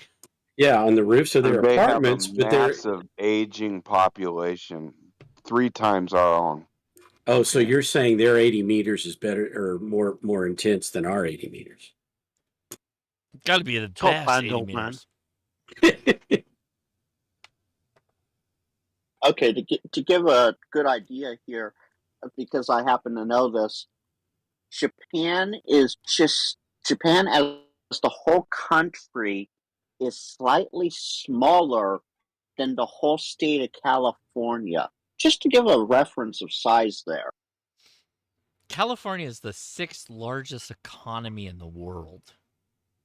The state. As a country. The state. Landmass size, Josh. Landmass. I don't care about landmass. I mean, Japan has probably got it.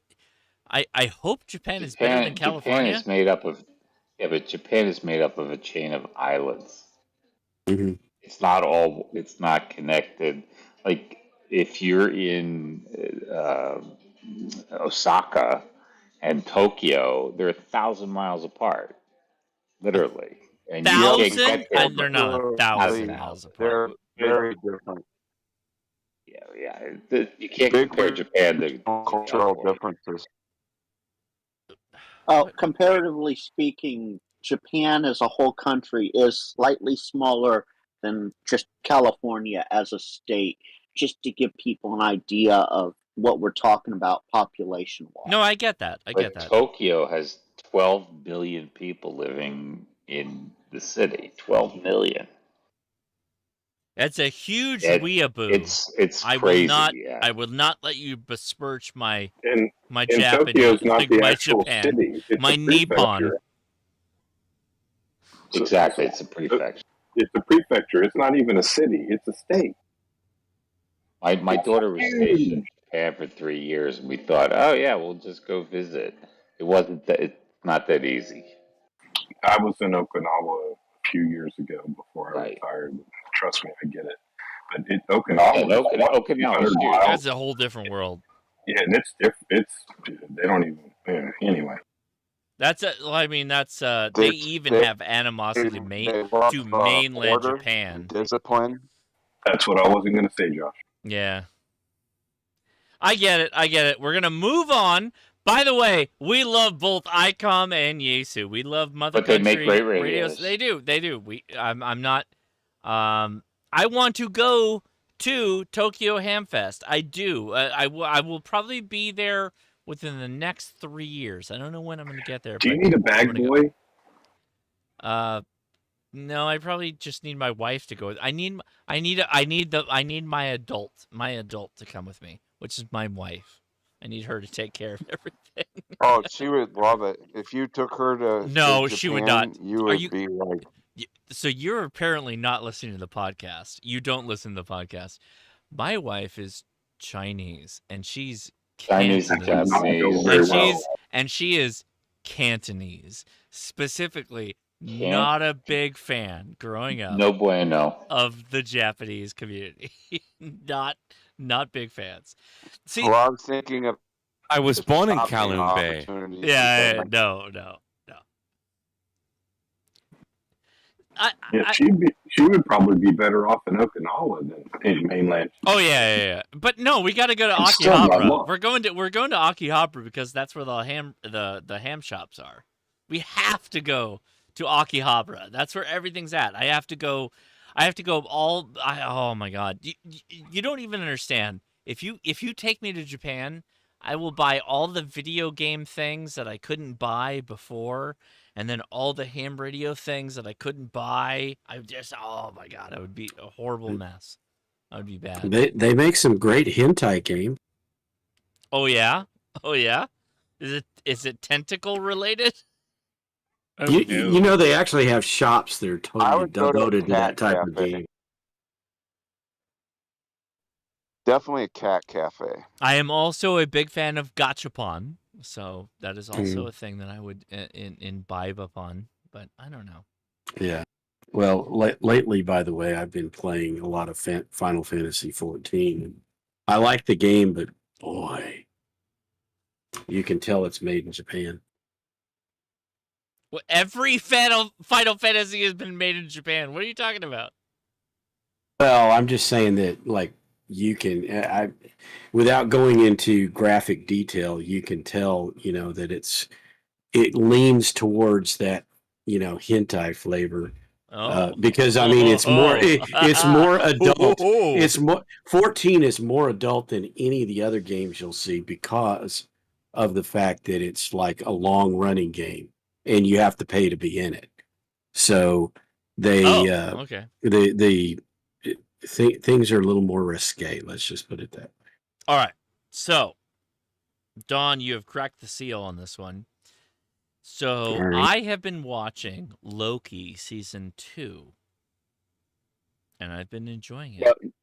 No spoilers, please. I haven't seen it yet. I'm not going to spoil it. I will talk. Here we go. Actually, I'm going to talk about one aspect of it that I don't know that I completely like, but I don't know why I'm upset about it. Okay? So, Loki season 2, very good. Here's my problem.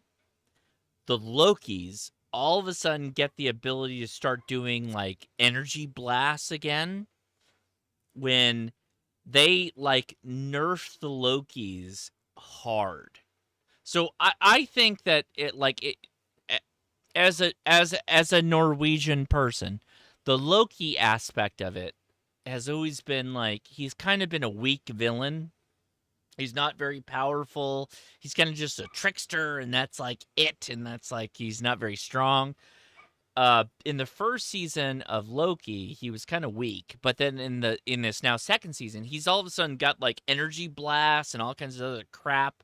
And you're like, oh my god, what? Like why were we holding this back? Like why did we wait till the second season to start doing this? And they made him like way more powerful. Josh? Huh? Go ahead. What episode are you on? Like I think I'm 2 away from the end. Okay. Questions, answers to your questions might be in there. So, is it worth watching Loki? Oh, of course it's worth watching Loki. Yeah, I saw the first season. I did not like it, and part of that is because if you watch him in the movies, and this is what I don't get about what Josh is saying, but if you watch him in the movies, he is powerful. No, he's not. Yeah, in the movies, he is. No, yes. he's not. He's not. Yeah. Well, Okay. that's how I view him. You can view him differently, but I disagree.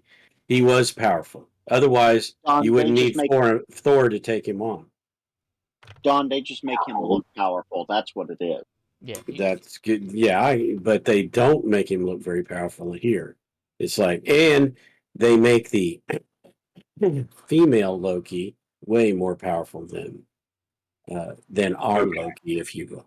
But and by the way, has it not bothered you, Josh? Because this is what I've heard. Because I dropped Disney a long time ago, but that there's too much talking in it and not enough action.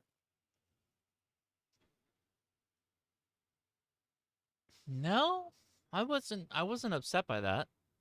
Oh, okay, because they were talking, and I've seen some scenes like the pie scene where they're just sitting at the table talking, and yeah, man, and maybe it's out of context, but oh my God, that's boring. Oh no, I thought that was really good because I like Mobius and Mobius. Mobius is probably my what's his name? Owens, something Owens. Mobius and Mobius is probably one of my favorite characters in the entire season, or the second season, if not Short Round, who freaking Short Round is the main character, basically the main character from my point of view. So if you saw Everything Everywhere All at Once, the father person was Short Round from Temple of Doom, right? Temple of Doom. Yeah, I did see it. So yeah, that was a good movie. It was great. It was fantastic. So the father, right, of Everything Everywhere All at Once is the main engineer, like the proper, like I gotta figure this out engineer. He's the main engineer in the second season, and he does a fantastic job, a great job. Obi, yeah. What's his full name? Because that's also kind of like it's like a. it escapes me probably for the same reason they call him Obi. No, but that's also like a mythology reference as well.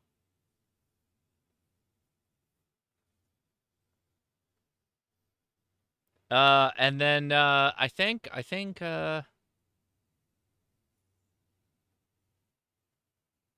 Mike got it. I think that's the important thing we have to hit. So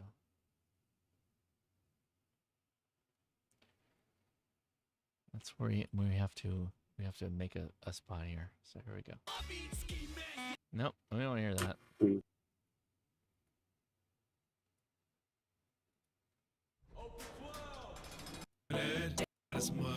Wait, what is happening? Why?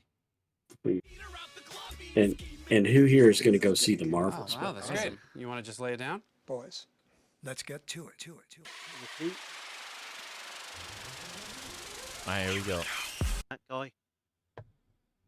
Mike, I'm glad that I could give this to you. There's a lot of things that we disagree on in terms of film. There's a lot of things we agree on. But that is a masterpiece. That is why we call each other friends, and I'm very grateful. And also very hateful. Yeah. That you showed me that. Oh yeah. Jack Sparrow. It has haunted me. That was that in Hamcation you showed me that? We're driving this year. Yeah, that was this year. Yeah.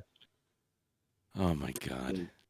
And Mike. It's just, I mean, it's been ingrained in my mind ever since as like, okay, this is a good and I don't even like Saturday Night Live. Saturday Night Live sucks. No, I know. Michael Bolton sucks. I know. Yes. But when they come together and join forces, they create this masterpiece.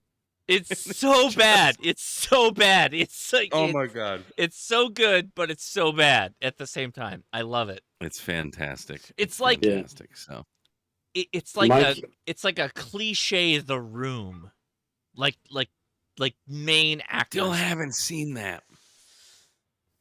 Still haven't seen The Room. Oh my God. And I know I need to. You're gonna get DVDs now. I don't have my DVD player is in a box somewhere in my attic. My doofda. No, I have an Xbox. I can play. I can still play DVDs. Mike, have you seen One Piece? I have not. Wait, the live action? Oh my god. Yeah, the live action. My kids, so I was probably already 200 episodes deep in One Piece when the live action came out. Mm-hmm. I will say, I would probably kill somebody if they said that like Cowboy Bebop was a good representation of Cowboy Bebop, the anime.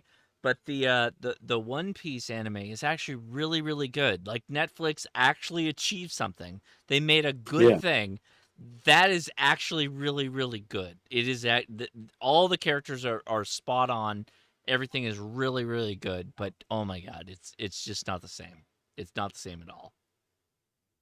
You mean as the cartoon or the One the Piece? Yeah, anime? One Piece is weird as hell. Like it is. Yeah. It is one of the weirdest animes. With that Yeah, said, after watching the live action, I started watching the anime. Oh, yeah. And it's like, oh no. But oh, anyway. oh, the I mean, the animals, story's there. the animals ate the human fruit. That's why a giraffe can fight you right now. It's very Mhm. weird. It's super weird. Well, that must explain the shark men because they never really explained that in the live action. They ate the human and fruit. it's just like, yeah, okay. Yeah, they ate the human fruit. And they had the same kind of powers he did, but yeah, they didn't. Yeah, And so so- they were more powerful than the humans, but they didn't explain any of that. They just Yes. kind of, Yeah. you were supposed to just accept it. So. Yeah, so the missing context is that like humans or animals can eat a fruit that will equalize the playing field against all their people. So, Monkey Luffy is a gum fruit eater, Right. which is yeah. the devil fruit. So, if there was Dragon, any one dragon food or devil fruit? devil fruit, Oh, okay. I think it's the devil fruit. Regardless, the point is that like he is the worst person that you could ever put close to water, because if he touched water, he would basically just sink to the bottom because he's rubber. He can't swim. He can't swim. Well, And then he was like, apparently, "Oh no, I want to be a pirate. I'm gonna go be on the ocean." Mhm. It's crazy. The whole thing's crazy. Yeah, they explained that kind of in the live action too, where but they kind of hinted that anybody that ate the devil fruit would be or wouldn't survive well in the water. But again, that may not be the way the anime explained it. All I gotta say is, if you really want Mm-hmm. to enjoy an anime, go watch Cowboy Bebop. Just watch all the episodes. Don't get complicated. Don't look it up on the internet. Please, actually, don't look it up on the internet. Just go watch the proper animated.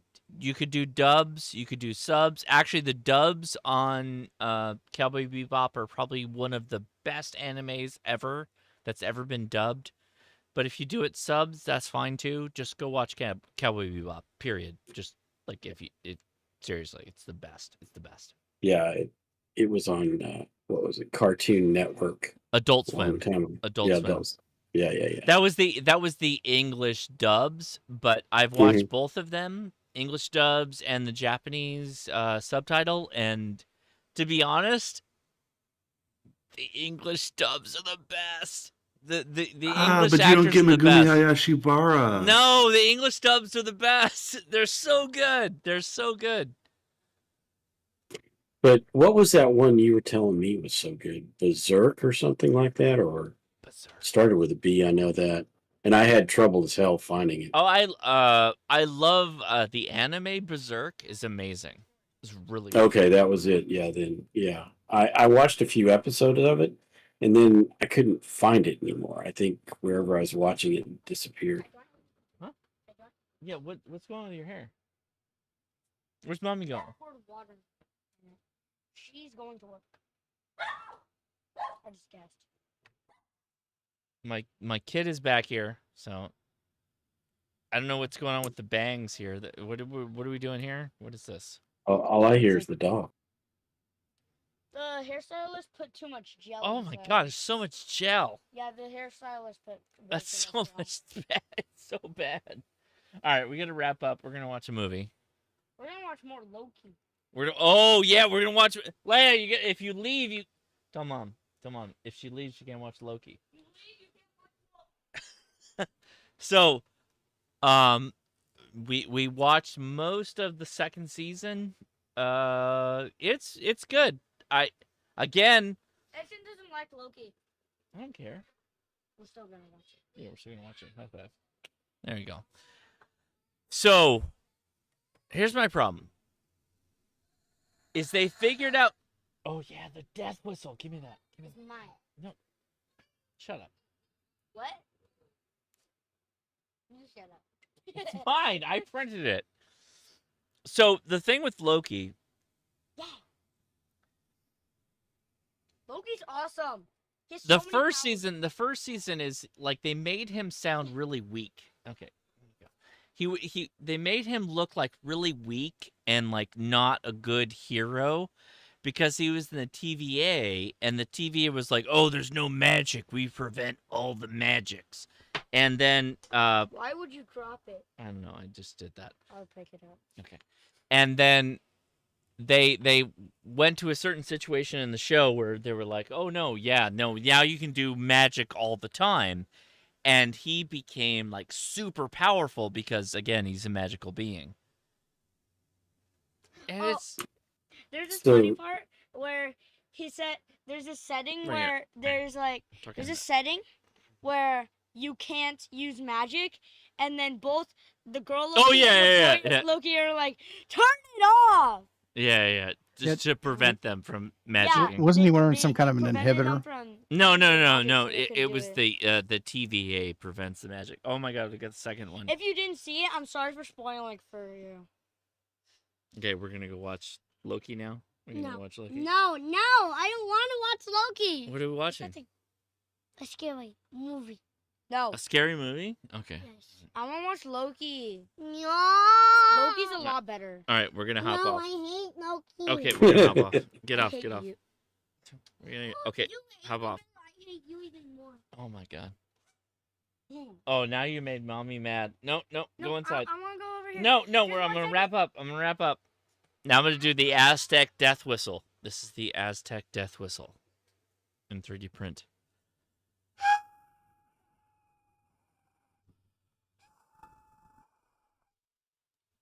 No, we're done. We're done. We're done. All right, we're gonna go. Sounds pretty weak.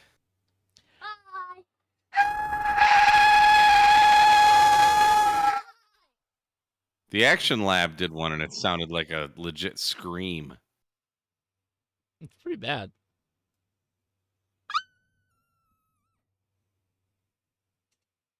Mountains of What the is this thing?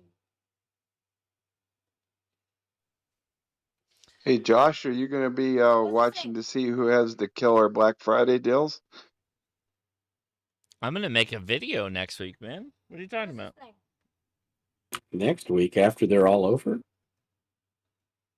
Well, I mean, like this week. What do you mean next week? Okay, what's the problem? Where are we going? Thanksgiving. Yeah, Black Friday. I'm hoping to score a full duplex Malenko. All right. Well, I'm gonna head out. We gotta go. Obviously, I have Alright. too many children here. 73, Josh. I'm a preteen. 73, Bye. Josh. Have a good week. All right, take it easy. Have fun with the kids. Where's this thing? See ya. Bye, everybody. Oh my gosh, look at all that gel. So much Mhm. gel. So much gel. That kid looks Italian. What's this thing? Crystal gel. Crystal gel. Come here. What are you doing? You hurt me. Why did you raise a racist child? What? All right, we're gonna head out. I'm white like a diamond in the sky. Crystal jail. Good night, everybody. Good night. Crystal jail. Stop tickling me. Daddy. All right, we're gonna head out. Take it easy. And 73. See ya. Head out. What is this thing? There you go. What? That's my keyboard, man. What? Give me that. Can you just tell me what it is? Yeah, I can connect it to a Raspberry Pi. Daddy? So it floats and you can eat it? No, it's like a computer keyboard that you can connect to. Oh, in that case. Bye. Yeah. Bye. Wait, give me that. Give me that. Give it. Give it. Give it. Come back. You took my keyboard. Just leave it. You don't have a thing that can connect to. Give me it. I have my computer. No. It'll be easier for me to play.